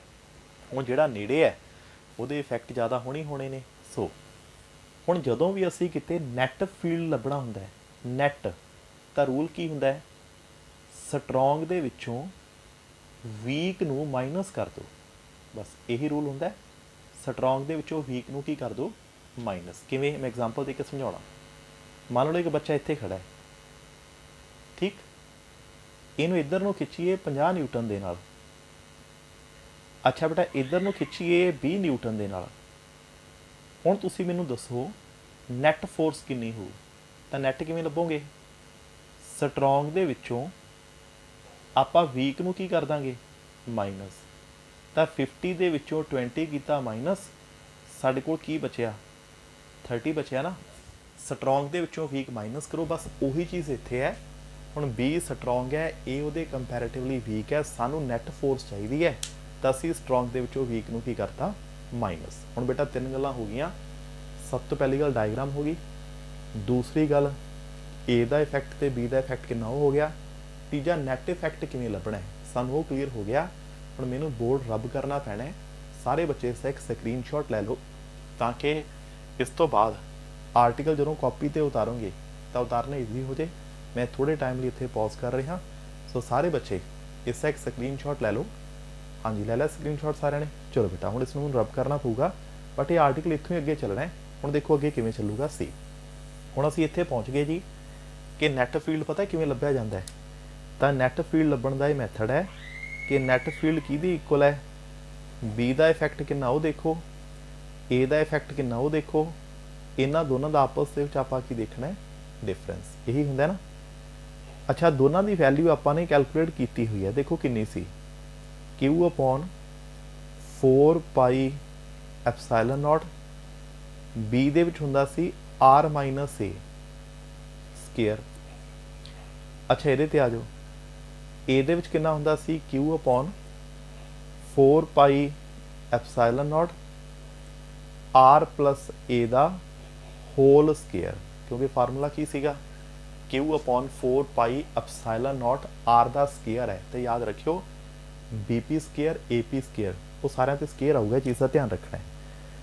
हुण देखो बेटा ये कुछ कॉमन आ सकता है। हाँ जी, एक क्यू कॉमन आ रहा है सर, एक 4 पाई एप्सिलॉन नॉट की आ रहा है कॉमन। हुण जदों इसनूं कॉमन करते हैं साडे कोल की बचिया 1 अपॉन आर माइनस ए दा square minus 1 upon r plus a दा होल स्केयर। तो बेटा मैं कुछ नहीं किया, जो कॉमन आता सी कॉमन कर लिया, बाकी तुहाडे सामने है। हुण इहनूं सिंपलीफाई करना है, देखो किवें। जिहड़ी चीज़ कॉमन है वो तो जिवें है जिथे उहनूं एज इट इज़ रहण दो, कोई दिक्कत नहीं, वो तो देखो एज इट इज़ पई है। हुण इनसाइड लई की आऊगा, आपां उहदे उपर आउणे आ। देखो सब तो पहले एलसीएम लाओ, ए माइनस बी ए प्लस बी कितना हुंदा है ए स्केयर माइनस बी स्केयर। चलो उपर तो स्केयर दोनों की हैगा। अच्छा न्यूमीनेटर दे विच की हो गया, इत्थे हो गया आर प्लस ए दा स्केयर, इत्थे बेटा की हो गया आर माइनस ए दा स्केयर। सो उम्मीद करदा आ एलसीएम तुहानूं सब नूं क्लीयर हो गया होना आपां ने की कीता है। हुण इहदे तो बाद इहनूं आपां करांगे सिंपलीफाई। देखो सिंपलीफाई इसने किवें होना है। तां बेटा ई किहदी इक्वल आ गया Q upon 4 pi epsilon not. हुण इत्थे गौर करियो, दो स्केयर्स ने जिन्होंने मैं ओपन करन लग्या। पहला स्केयर आ वाला खोलते हैं। चलो जी स्केयर खोलो, a square plus b square plus 2ab एवें खोलू स्केयर। देखो आ वाला स्केयर खोलिए, ए स्केयर फिर बी स्केयर 2ab। ये नैगेटिव है तो इत्थे माइनस आऊगा, बट ये अगे भी नैगेटिव है। तो नैगेटिव कारण आर स्केयर माइनस ए स्केयर माइनस आ माइनस माइनस की हो गया प्लस, इनू छड्ड के बाकी दी सारी टर्म सेम है। ये पूरी दी पूरी डेरिवेशन नोट्स अंदर की हुई है, बहुत डिटेल च की हुई है। सारे बच्चे एक बार नोट्स नाल जरूर देखियो, क्योंकि ना बोर्ड छोटा है, स्क्रीन दे विच शायद वो चीज़ पूरी ना रही होवे। हुण इस विचों की है आर स्केयर कैंसल हो गया बेटा, ए स्केयर कैंसल हो गया। तो इलैक्ट्रिक फील्ड का फार्मूला पता है कितना हो गया, देखो Q upon 4 pi epsilon not होना। देखियो 2RA तो कितना हो गया 4RA। तो बेटा डिनोमीनेटर दे विच कितना है आर स्केयर माइनस ए स्केयर दा होल स्केयर। इतना क्लीयर है। अगे आ जाओ। हुण देखो मैं इसमें एवें लिखा, किवें लिखना है गौर करियो। आ जिहड़ा 4RA है ना, ये दो पीस कर दो, मतलब एक लिख लो 2A, एक लिख लो 2R, ते बाकी कोई मैं चेंज नहीं कर रहा। सो हुण इत्थे तक सारे बच्चे ध्यान नाल देखो, जिन्नी डेरिवेशन बोर्ड के उपर पई है स्क्रीन ते तुहाडे सामने आ रही है, कल्ले कल्ले स्टैप नूं देख लो, इससे स्क्रीनशॉट लै लो, क्योंकि इसी फिर तुहानूं लोड़ पैनी है, मैनूं फिर रब करना पैना है बोर्ड। बट एक चीज़ बेटा जरूर ध्यान रखियो, इस तो पहली स्क्रीन दे विच जिथे आप AP ते BP लिखिया ना, मैं उत्ते स्केयर जान के नहीं पाया सी, हालांकि इलैक्ट्रिक फील्ड के स्केयर होंदा है, तो ये सारा स्केयर के नाल ही होना है, क्योंकि इलैक्ट्रिक फील्ड का फार्मूला होंदा है Q/4πε0 R स्केयर। सो ले लिया स्क्रीनशॉट, लैपटॉप देखो, बस हुण असीं इसका आंसर कढ़न लगे हाँ। हुण आंसर किवें बनूगा, तो सारे बच्चे आप ध्यान नाल देखो। देखो इत्थे तक तो असीं आ ही गए। हुण इहदे विचों की है, जिहड़ा Q/2A है, आपां अज ही पढ़े है, ये हुंदी है डाइपोल मूवमेंट। तो इलैक्ट्रिक फील्ड का फिर फार्मूला की बनता है, साढ़े कोल आ गया 2PR। देखो आ P हो गया, 2R तो पे ही पे है, एंड डिनोमीनेटर अंदर देखो 4πε0 R square minus A square का होल स्केयर। क्लीयर इतने तक? कोई डाउट हाथ खड़ा करो। हुण एक चीज़ होर याद रखियो, डाइपोल मूवमेंट वैक्टर है तो इलैक्ट्रिक फील्ड इंटेंसिटी भी वैक्टर होगी। तो बेटा जो तुहाडे सामने है ना, ये इलैक्ट्रिक फील्ड इंटेंसिटी किहदी, इलैक्ट्रिक डाइपोल दी, बट किहड़ी लाइन के उपर, एक्सीयल लाइन के उपर। सो हुण नज़र मार लो, टिल इत्थे तक कुछ पूछना है तो देखो बच्चे। सो क्लीयर है? हुण इससे ना दो स्पैशल केस होंदे ने। हुण स्पैशल केस किहड़े ने, बड़े सिंपल ने, बट उन्हां स्पैशल केसिस नूं पढ़न तो पहलां आपां थोड़ी जी डिस्कशन करते हैं कि की हो सकता है। देखो पहला स्पैशल केस, तो पहले स्पैशल केस के विच की हुंदा है, मान लो इत्थे साडा पहला चार्ज है नैगेटिव, इत्थे साडा दूसरा चार्ज है पॉजिटिव, आ दोनों के विचकार की सीगा डिस्टेंस, इत्थे पिया सी चार्ज Q0, एवें सी ना, इत्थों तो इत्थे तक आ जिहड़ा डिस्टेंस सी, इहनूं असीं R कहंदे सी। देखो एवें दी कुछ कहानी सी। हुण पहला स्पैशल केस पता की है, कहने जे आ वाला पॉइंट इत्थों चल के सेंटर ते आ जाए, तो पहला केस ये है, कहने जे Q0 सेंटर ते आ जाए जी, ओ ते आ जाए, दसो की होगा। हुण आप देखो, इत्थों Q0 चल पिया, इत्थों चलदा चलदा चलदा इत्थे आ जाए, तो जे बेटा Q0 इत्थे आ गया, R कितना हो गया, 0 हो गया ना, तो R आ गया जी 0। देखो आपां ने हुणी कीता सी, इलैक्ट्रिक डाइपोल मूवमेंट 2PR तो इलैक्ट्रिक फील्ड इंटेंसिटी का जिहड़ा फार्मूला आपां हुणी करके हटे हाँ, ये फार्मूला सी बेटा जिहड़ा आपां ने लिखिया सी हुणे। हुण सोचो इहदे विच इत्थे R है, तो जे मैं R नूं 0 पुट करदा तो 0 नाल मल्टीप्लाई करन तो बाद ये कितना हो जाऊगा, 0। लो हुणे पहला स्पैशल केस है कि जे चार्ज सेंटर ते आ जाए तो नैट फील्ड कितना हो जाऊगा, 0। पहला स्पैशल केस। हुण इहदे नाल ही रिलेटेड दूसरा स्पैशल केस, वो दूसरा स्पैशल केस की है, उहदे विचों एक कंसैप्ट भी निकलूगा। देखो दूसरा केस की है, मान लो साडा पहला चार्ज इत्थे है नैगेटिव, दूसरा चार्ज इत्थे है पॉजिटिव, इन्हां दोनों के सेंटर्स के विचकार इत्थे दा सेंटर हो गया, सेंटर तो पहला चार्ज ए डिस्टेंस से है, सेंटर तो दूसरा चार्ज ए डिस्टेंस से है, टोटल मतलब 2A है। इस तो थोड़ी दूर इत्थे एक चार्ज है Q0, सपोज करो ये Q0 इत्थे तो R डिस्टेंस अवे है, आई डायग्राम सी ना। हुण उल्टा मतलब पहला असीं कहा सी जे Q0 कित्थे आ जाए, सेंटर ते। हुण उल्टा कह रहे हैं, जे Q0 सेंटर ते आउण दी बजाय काफ़ी दूर चला जाए, बहुत दूर चला जाए।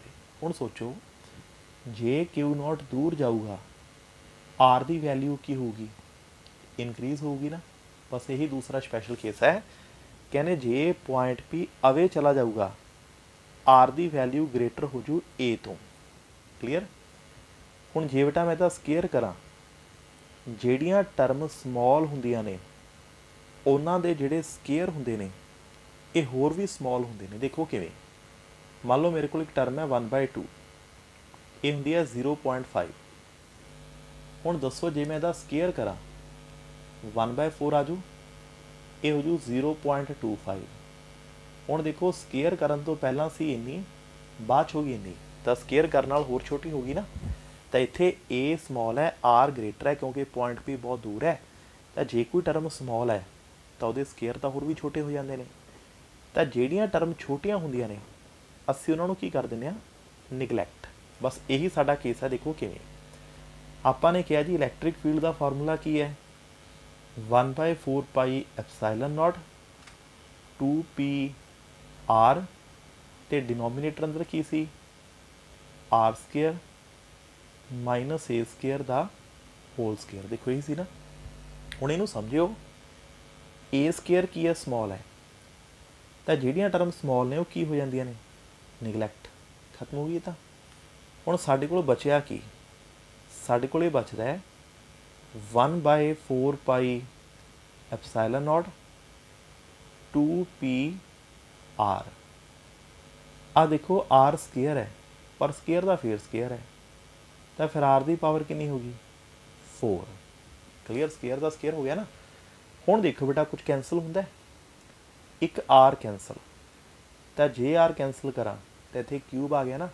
तो हुण ये गल याद रखियो कि जे पॉइंट P बहुत अवे होवे तो इलैक्ट्रिक फील्ड इंटेंसिटी का फार्मूला डाईपोल का बन जाता है 4 pi epsilon not r cube. हुण इहदे विच सारी सारी टर्म की है कॉन्सटेंट तो मतलब इलैक्ट्रिक फील्ड इंटेंसिटी डिस्टेंस के क्यूब नूं की है इनवर्सली। हुण थोड़ी बुक ते ऑब्जैक्टिव क्वेश्चन पे है कहने जी डाईपोल है तो पॉइंट P बहुत दूर होवे तो इलैक्ट्रिक फील्ड इंटेंसिटी का डिस्टेंस नाल रिलेशन की हुंदा है। सो ये हुंदा है रिलेशन। तो उम्मीद करते हैं गल क्लीयर होगी होनी। तो बेटा पहली डेरीवेशन आपने अज की है। हालांकि ना ऑनलाइन क्लासेस डेरीवेशन करनी थोड़ी टफ होंगी है पर चलो हुण जो जिवें दा माहौल है ये सारियां डेरीवेशनस क्लास के कई बार रिपीट होणगियां। सो फिलहाल अज दे इस पूरे वीडियो लैक्चर नूं तुसीं 1 बार 2 बार 3 बार 4 बार देखना है। अज ये आर्टिकल जिहड़ा आपां हुणी हुणी कीता है ये कीता है स्केलर फॉर्म के अंदर। कल नूं सेम आर्टिकल नैक्सट वीडियो दे विच रिपीट होऊगा but in the vector form. तो जदों असीं वैक्टर फॉर्म करांगे ना अज मैं आर्टिकल नहीं कराया अज मैं जस्ट थोड़ा एक माइंड सैट किया तुहानूं एक आइडिया दिता है भी ये आर्टिकल एवें हुंदा है। ये 5 मार्क्स का वो पैट एग्जामिनेशन क्वेश्चन है जिहड़ा मोस्ट प्रोबेबली 99.9% थोड़े एग्जाम दे विच भी आऊगा।